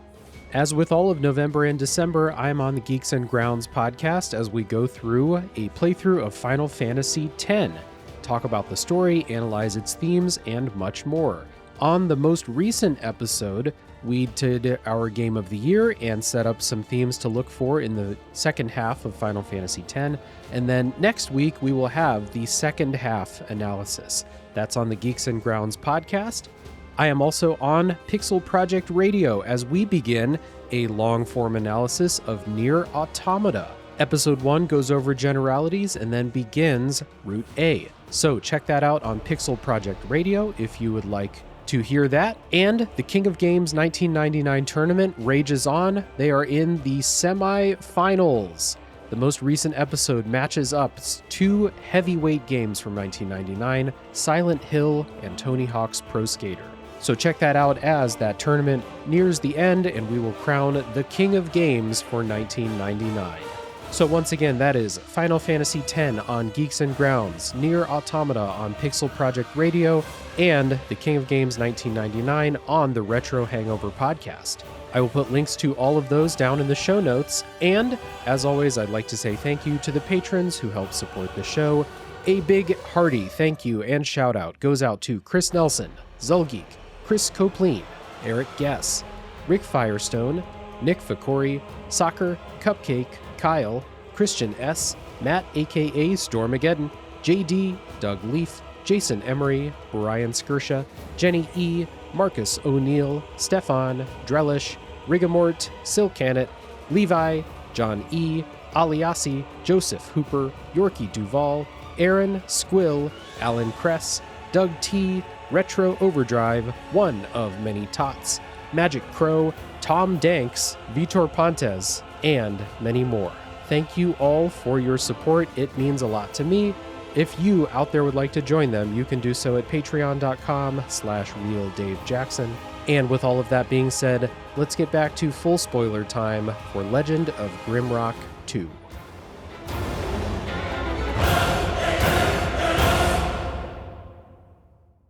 All right, we are back. It's full spoiler time for Legend of Grimrock 2. The normal disclaimer, as always, we're not going to go in a linear walk through the story or through the levels of the game. We're going to do a kind of like quick hits, favorite sections, levels, boss fights, anything else that jumped out. And then we'll probably skip straight to the final boss and the ending, because that is, we're not going to talk about like individual puzzles or anything like that. So this is not that podcast. So let's see. Shane, did you have a favorite boss fight in the game? Not really. The boss fight thing for me was weird in this kind of a game, just by virtue of what it is. Like that was one of those instances where I felt like they were trying to bridge that gap between two different styles. And I don't know if I like super loved it. Like it almost felt a little tacked on. That might be a little too derisive, but like still, I brought it up before, but I guess if I had to pick one, I actually did kind of like that plant boss encounter, just because of the way that it was built, and the fact that it did kind of force you to be very aware of your surroundings and your positioning, and while also still trying to prioritize like getting to the actual like boss tentacles, you know, because otherwise stuff just keeps spawning. So, so no, I did actually like that one, but I think the fact that literally none of the other ones come to mind right now is probably indicative of something. Yeah, I mean, a lot of the boss fights do boil down to a bunch of the enemies you've been fighting already, just in one room this time. The one that stood out to me is the Ratling boss, the Rat King, I think it's called. And it's just because he has a cannon, and it's just a great visual, a giant rat walking on two legs. And the we didn't talk about it, but the Ratling designs, they have like bandanas and eye patches and shit. And then this one is a giant one with a cannon. And you get that cannon after you beat it. And I used it. I like the cannonballs are rare, so I use them for bosses. But I needed it against the final mandatory boss fight, the dragon with the island master on it. So like that one stands out just because it's a giant rat with a cannon. I mean, that's hell fair. Yeah. Dudes will see this and just say hell yeah type. This isn't a boss fight per se. It doesn't have a health bar like a boss fight does, but the time when you go in the teleporter and you don't know what's going to happen, it's just a teleporter. I think it's at the top of the pyramid. And it just transport you out into this desert. And so like, let me paint a picture for people here. So most of the time you're in these fairly confined spaces.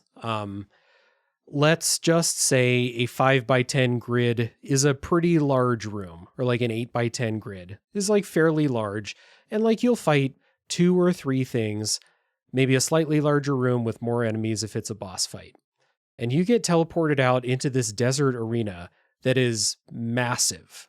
It's the biggest open space in the whole game, like by far. And it has hundreds of mummy enemies in it. And it's all on the grid. And so you teleport out there. You're like, first of all, what the fuck just happened? Where am I? And then, so it's like hundreds of these mummies. And then there's these 2 lava golems walking around, and they look big and scary. They take up 4 squares on the grid, whereas everything else takes up 1. Even like the mummies, they'll pack together like 4 mummies in 1 grid sometimes, 1 square. But you're like out there, and I think it took me over an hour to just like systematically clear this desert. I killed every mummy and the golems, and it took a long time. And Shane, let me tell you, I had the best time doing this. It was so much fun. Yep. Because there's strategy, like you can't let yourself get boxed in a corner. You can't let yourself get surrounded by the mummies. So you're always moving. The fire golems will find you, and like, if you catch their attention, they'll start lumbering over toward you, and you don't want to fight them head on. They're too strong. But there's all these mummies. They'll kill the mummies with their fire spells too, if you can like bait it out. So it turned into like this the longest combat encounter, but I had the best time. Oh, I loved it. And I think it's because it is so completely different from the rest of the game. Because the rest of the game is much more, yes, much more podcasting. Yeah, again, like what even is English? Like much more strategic and, well, honestly, just more confined. Like even the open air quotes areas are not like this. And you know, literally the first thing I thought of when I got teleported into this area, apart from what the fuck am I looking at, was, did I just get thrown into a Serious Sam level? Because that's what this looks like. Yeah.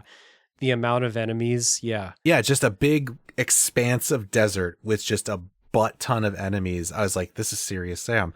And also, I mean, RPG nerds that we are, I like the third thing on my mind was, ooh, XP farm. Oh yeah, absolutely. Like the one mummy or one like, square of mummies is not difficult to fight. They don't give you a ton of experience, but there are hundreds of them in this arena. And it's almost like a final test of all those like principles of Grimrock combat. Like don't let yourself get surrounded. Don't get backed into a corner. Kind of always be moving, kind of pick your spots to attack and stuff. But instead of giving you like the final exam where they're like, we're just going to make the hardest version of this, they're like, we're going to make the biggest version of this with the most enemies. But you also have a lot of space to work with. There's a healing crystal out in that desert. So like if you find it, you can heal up. And it was just this long thing of like, it really satisfying too, in like a pressure washing type of thing. Just like systematically clearing all of these mummies out of it. This desert is clear. That's right. Yeah. But like, yeah, the initial shock of seeing what it was and then just like, all right, let's get to work. And then like, not an exaggeration, over an hour to clear it out. Well, and it's so like tonally different too, that I have to appreciate like the humor in it. I was just going to say, yeah, there's like a sense I of humor in this game. Yeah, I could tell that the developers were just like, I don't know, yeah, fuck it, throw them into a big arena with a bunch of mummies. Who cares? Yeah, and then the lava golems, they're tough, but when they're alone in this giant space, you can handle them. One of them drops a great piece of armor, I want to say, and one of them drops a power gem. So you're rewarded in all the ways for doing all this. You get a ton of experience. You get some good armor. You want the power gems. I didn't say earlier, you need 16 power gems to like roll the credits, fight the final boss and roll the credits. There are 20 in the game. You need all 20 to get the secret boss fight and the secret ending, which I did. So with the help of the guide, of course. But yeah, the zombie desert, just fucking great. That is chef kiss game design, especially in this specific type of game. With the way the combat works and everything, it's just real weird. Well, real and weird and good. Yeah, it was like this strange, like almost breath of fresh air for a moment. Like because most of the other encounters are very like, oh, okay, what's around this corner? Like I'm gonna be very tactical. And this was just like, no, man, just fucking go ham. Yep, they're everywhere. Yep, that's like yes. And by this point, mummies are really weak. Like I think I leveled up once during this section, and after that level up, I could kill a mummy in one hit. So it wasn't like a challenge to fight mummies, or like one fireball would take them out. Yeah. Or the mage had this meteor storm spell that would shoot like 11 fireballs, and they'd travel, they'd just mow through like one column of mummies, basically. It was really sweet. Oh, so yeah. Oh, sorry. Go ahead. Finish your thought. No, I was going to ask you, like, what did like high level magic look like for you? Because I was just using that meteor storm spell. Like, and it kind of came to a head in this mummy zone because it was just like, no matter where you shoot it, you're going to kill 10 things with it. Yeah. So I think that's definitely the trade-off of kind of being more generalist, is that I didn't really get to any of like those really cool, like top tier spells like that. But I did feel like I had more viable options at my disposal, because there are, I'm not going to say hidden, but it's not like they're shouting it from the rooftops that certain enemies are weak to certain elements, right? And that's, again, one of those sort of like trial and error things. Like, for instance, what was it? Like this, I think slimes take more damage from electricity or just stuff like that. And so having more mid-tier spells of every element was nice, just because I did have that flexibility. So I was able to swap it up pretty often, and also to just test things out. Like if I come up against a new enemy, I'm like, all right, I'll hit him with the fireball first. Okay, that was fine. But then, oh man, I like hit real hard with this. And so, yeah, I think I liked the flexibility of it, but I mean, I'd be lying if I said I kind of didn't miss getting like the giant top tier, super awesome nuke spells, but That's fair. Yeah. I definitely like had some situations where I wished I had a better ice spell, for example. But that's the trade-off. Like there's one enemy, the fire elementals, that they spawn and they just rush at you and they explode if they hit you. And it took 2 ice spells to kill them. So a lot of times I just tanked it because I couldn't get 2 ice spells off. So it would have been nice to have a better one in that situation. But what were you going to say there?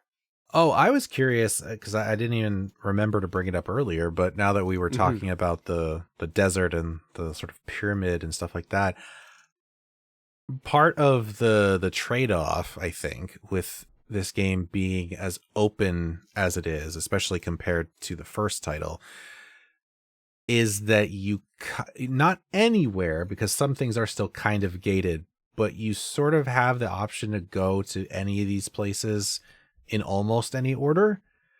And so I'm curious, like, when did you go to the Serpent Temple? We keep calling it the pyramid. It's technically the Serpent Temple, but like, did you go to that like later? Like, had you already finished the, God, I forgot the name. It starts with a D, like Dendaroon or whatever dungeon to the west. The biggest one. Yeah. Did you do that first?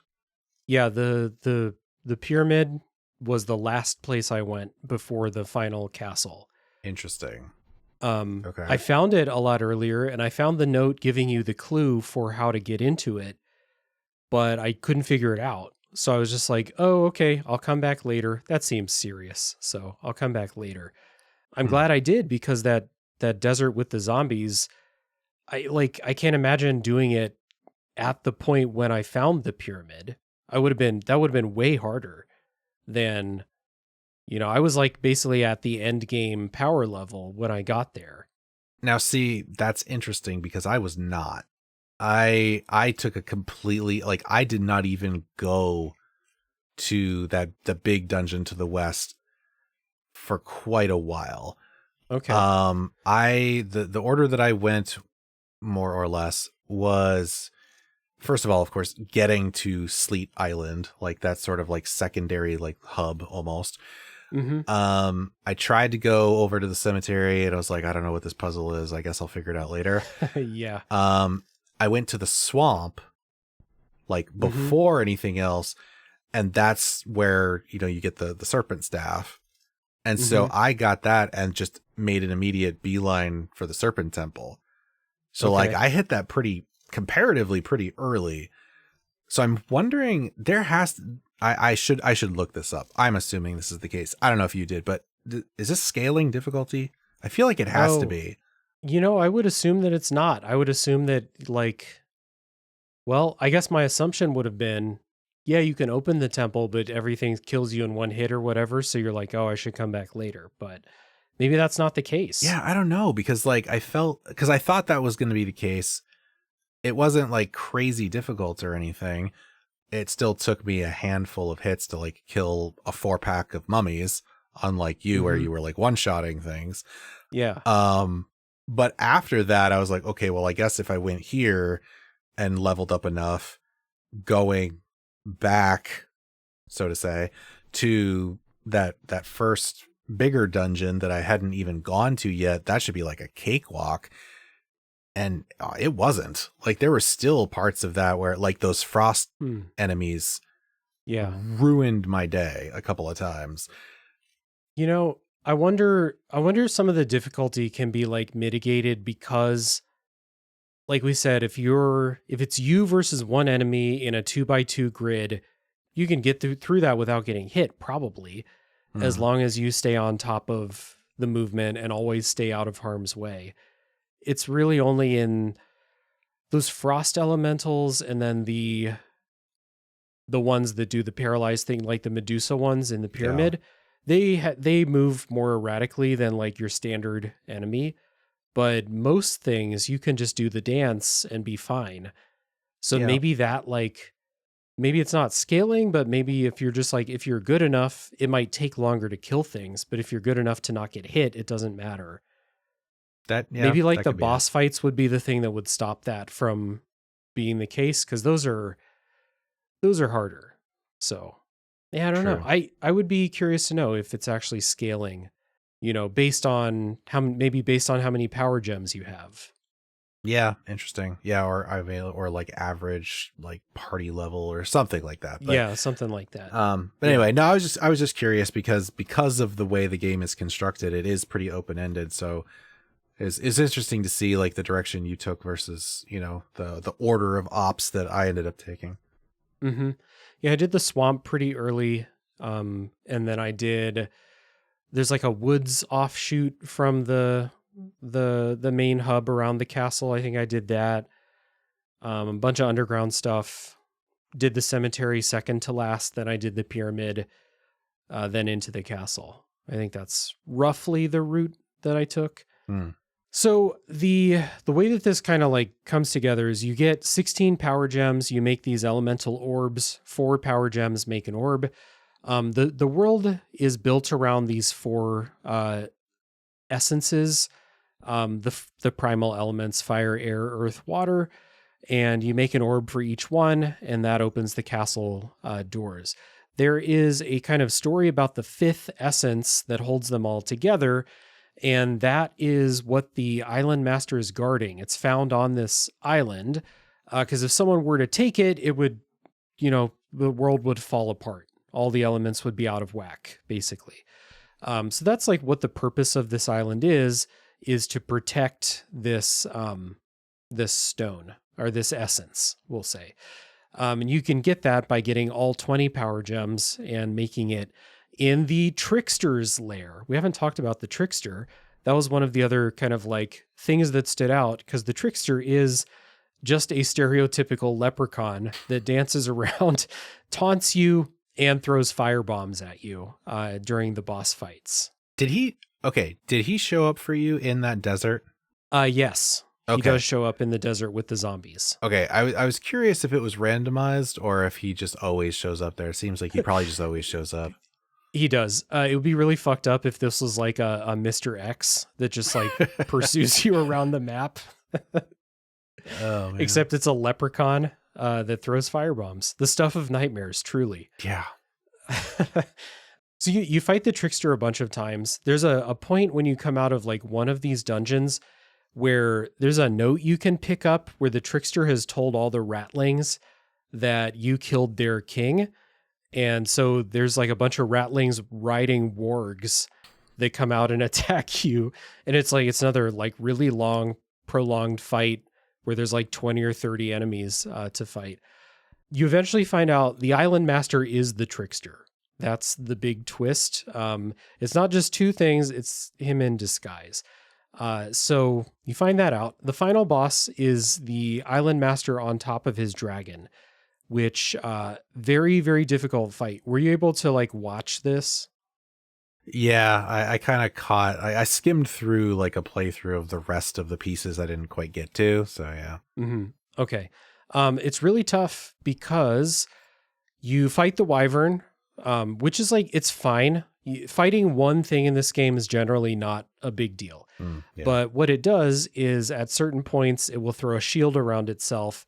It will spawn a bunch of waves of enemies that get way harder.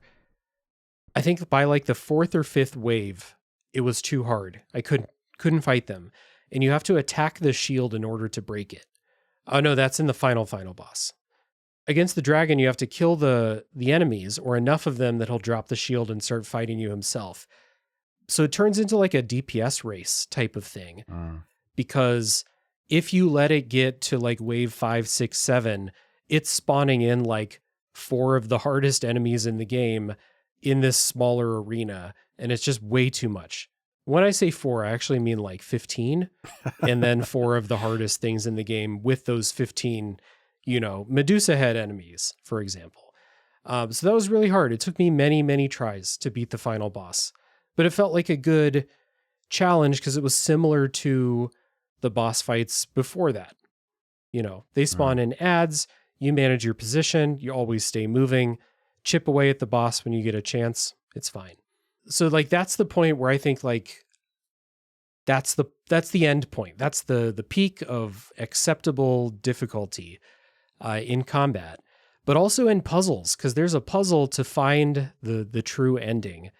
To find the trickster's lair, you have to somehow intuit that they give you this clue of like the essence of balance is at the center of everything. It's like generally what the clue says. So you have to intuit that there's a tile in between where you put the 4 elemental orbs in the castle courtyard. You have to stand on that tile and press the rune in the middle of your rune grid. That's just balance. And cast that as if it were a spell, and it will teleport you to the trickster's lair, where you fight the trickster, and then he like glitches out and turns into the island master. And that's the moment where you're like, oh shit, it's the island master who's been donning a leprechaun costume and fighting me this whole time. And that starts that final boss with the island master, which is just, it's not good. Not a good fight at all. Way too much like reflexes, twitch skill for this combat system. It just doesn't work. He teleports around, he summons copies of himself, he puts a shield on himself, and you have to attack him in order to break the shield. I don't like it when enemies create copies of themselves, but the thing that usually helps is like you can tell what the real one is if you pay attention. Yeah. Like Zelda bosses do this all the time. But like you hit them once and you're like, "Oh, okay. That's a fake. Disregard that one." Or maybe the real one will have like a difference in its costume or something. These are identical, and they all have all the same spells that the real one does. So it's just, and they're all teleporting around. There's 3 of them. There's spike pits all around the arena. They have this force push spell that will just push you into the spikes. Or if they push you back up against a wall, that really hurts. It hurts your back row characters a lot, which sucks. It's just a bad fight. There's too much going on. Yeah, I'm not gonna lie. Based on your description and what I saw, I think I'm okay. I think I'm good. I think I'm okay. I think I'm all right that I didn't get there. I was waiting to see like if you were gonna finish the game. I was waiting to maybe get a message to be like, "Hey, what the fuck is up with this final boss?" Because that was definitely what I was thinking when I was playing it. So it's just not good. I had to cheese it by hiding in a place that he couldn't, because they teleport in straight lines. So a place that they couldn't easily teleport into. But it took everything. It took every single consumable, every single instant revive crystal, everything to cheese my way through the fight. I watched a speed run of someone just like kicking this thing's ass. And I was like, good for you, sir, but not Not me. After this, you get like the real story. So the island master drops a note explaining what's going on here. The plan, the reason for all the puzzles and tricks on the island is the island master is tired of protecting this last essence and he wants to retire and he's looking for a successor. In retrospect, I should have seen this coming. I did not though. So you have two endings. There's one after you beat him on the dragon, you can walk out and it will show an airship coming to pick you up, which I was like, where the fuck did the airship come from? Like, did the island master call like to come pick you up? But it shows the island master like come out and he's like pissed after you leave. And so maybe that's like your clue. There's something else, but the other ending is like, he gives you a master key, which you use to go in the secret place in the castle. And it shows your party walking in and opening a book that's like a codex of like, here's all the monsters, here's all the puzzle components, get to building, have fun, make your island creation. And your party just lives on the island now. And they're making new traps and setting new monsters and stuff. I feel like that's a in-universe explanation for the Steam Workshop. True. Yeah, I guess that's a perfect explanation for it. Yeah. So you, Dave, you're the island master now. That's right. It's up to you to create new levels. Yeah. But yeah, that's the twist on the story. I don't know. Did you have an inkling that anything like this was coming? Honestly, no. I didn't. Although to be fair, like I'm one of those people that, how do I put this without making myself sound like just dense? I don't know. Like there are those type of people, and perhaps you're one of them. I know my wife is certainly one of them that like is really good at identifying twists and things like that before they happen, and then will definitely tell everybody. Not me. Okay. Well, not me either. So like I just go with the flow, man. Mm-hmm. I don't like try to think 5 steps ahead of like, oh man, maybe it's this. Like, no, I just let it unfold organically, So Yeah. like I didn't really see that coming, but it's also not like the wildest twist ever either. Yeah. Even in games or stories, when I am sitting and thinking and like trying to theory craft, I still almost never see the actual thing coming. So yeah, this caught me by surprise. It was probably honestly because like I said a long time ago now, I'd like pick up a lore note or something and I'd read it and be like, huh, neat. And then I would forget about it instantly. Yep. So I wasn't like theory crafting as I was playing the game. I would just be like, I'd come up against a tricky puzzle or, a trap room or something and be like, you bastard island master, you got me with that one. But it turns out they say the island master has been serving for 162 years and he wants to retire or die, probably die. And so now that's your job. You're the island master. So it'd be interesting if like, I don't know if they were somehow able to tie that into Grimrock 3, if they were to make one. I don't think they're making one, but like I don't think Grimrock 1 was about this type of thing. Grimrock 1 was like, you get trapped in a mountain, right? And you have to just find a way out. Basically, yeah. So this one is like, I don't know. I think it's kind of cute, the diegetic story of like why all this shit's here. But at the end, I think that's where it tops out is like, neat. I'm the island master now. But like this game doesn't have voice acting or really any characterization of anybody. But like your party's just like, all right, time to hit the books. Let's go. Yeah, and I guess we live here now. I don't know. Yeah, exactly. Like you'd think like if this were a game with characters, you would have one person be like, hey, actually, can I go grab that airship? Y'all have fun here. Right. I'm going home. Is that an option? Like, yeah, but no, everyone's just, all right, we live in the library down here. We're making traps. So that is Grimrock 2, Legend of Grimrock 2. Good game. It's a short spoiler section by my standards, but that's the type of game it is. I think a lot of the most interesting stuff about it doesn't require spoilers to talk about. So little lopsided, but hey, good chat. Shane, thanks for coming on the show. Yeah, absolutely, man. I always appreciate when I get a chance to hop in. So, and that, you'll have me back. I mean, one of these times I'm definitely going to burn a bridge, but for now we're doing all right. Nah, all good. Can't wait to figure out what the next one will be. It seems like in our circles, you're the go-to for Diablo games. I've never played one. True. So... Wait, you've never played any Diablo game? Nope. Well, that's a lie. I played 15 minutes of Diablo 2 like 2 years ago and was like, not now. So, okay. Well, yes. So you know what? I would be more than happy to come and just unload a bunch of nerd bullshit about Diablo. So yeah. We are 2 hours and 20 minutes into a recording about Legend of Grimrock 2. This is the place to unload nerd bullshit. So beautiful. Whatever it is, if it's Diablo or something else, looking forward to the next one. But thanks again for coming here. Yeah, absolutely, man. Anytime. And with that, I will give the final call for everybody to check out Retro Hangover. Links down in the show notes. If you've enjoyed the discussion here, you'll enjoy the discussion over there. I was on, try to remember the most recent one. I can't remember. I know I was there for System Shock 2. Yes. That might have been the most recent one. Metal Gear Solid, KOTOR. We've done some stuff on the show, so those may be some places to check it out.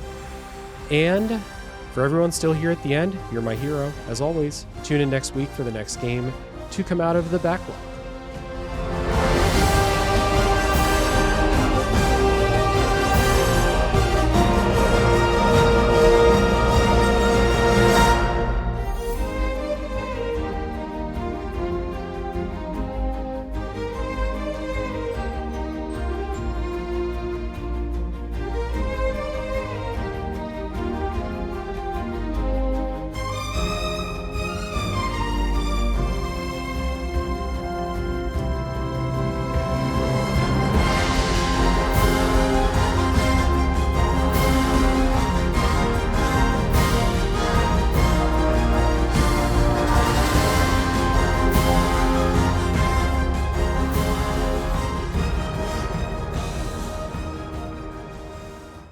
Feel like you're the only person in your circle who wants to go deep about video games regularly?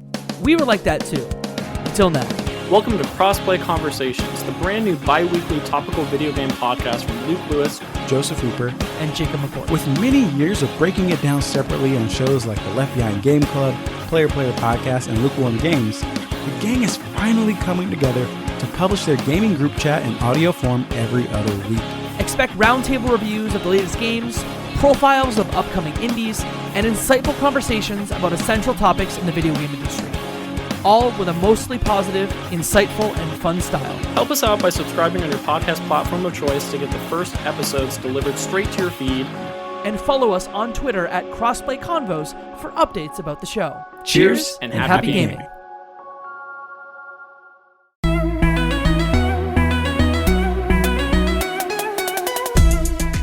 Welcome to No Small Games, the indie gaming recap and review podcast. I'm Kate, also known as Cater Blossom. And I'm Emily. You might also know me online as The Specific Egg. And we met streaming and playing video games on Twitch. At No Small Games, we combine our favorite genres to experience everything the indie game world has to offer and share it with all of you. We believe there are no small games, only small game studios. Each episode, we'll choose one indie game that we each played separately and discuss our playthrough experience together. The good, the bad, and our most memorable moments.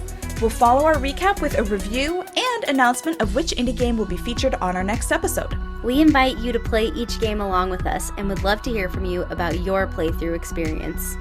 Hey, Kate. Hey, Emily. I hope that No Small Games brings everyone some big fun.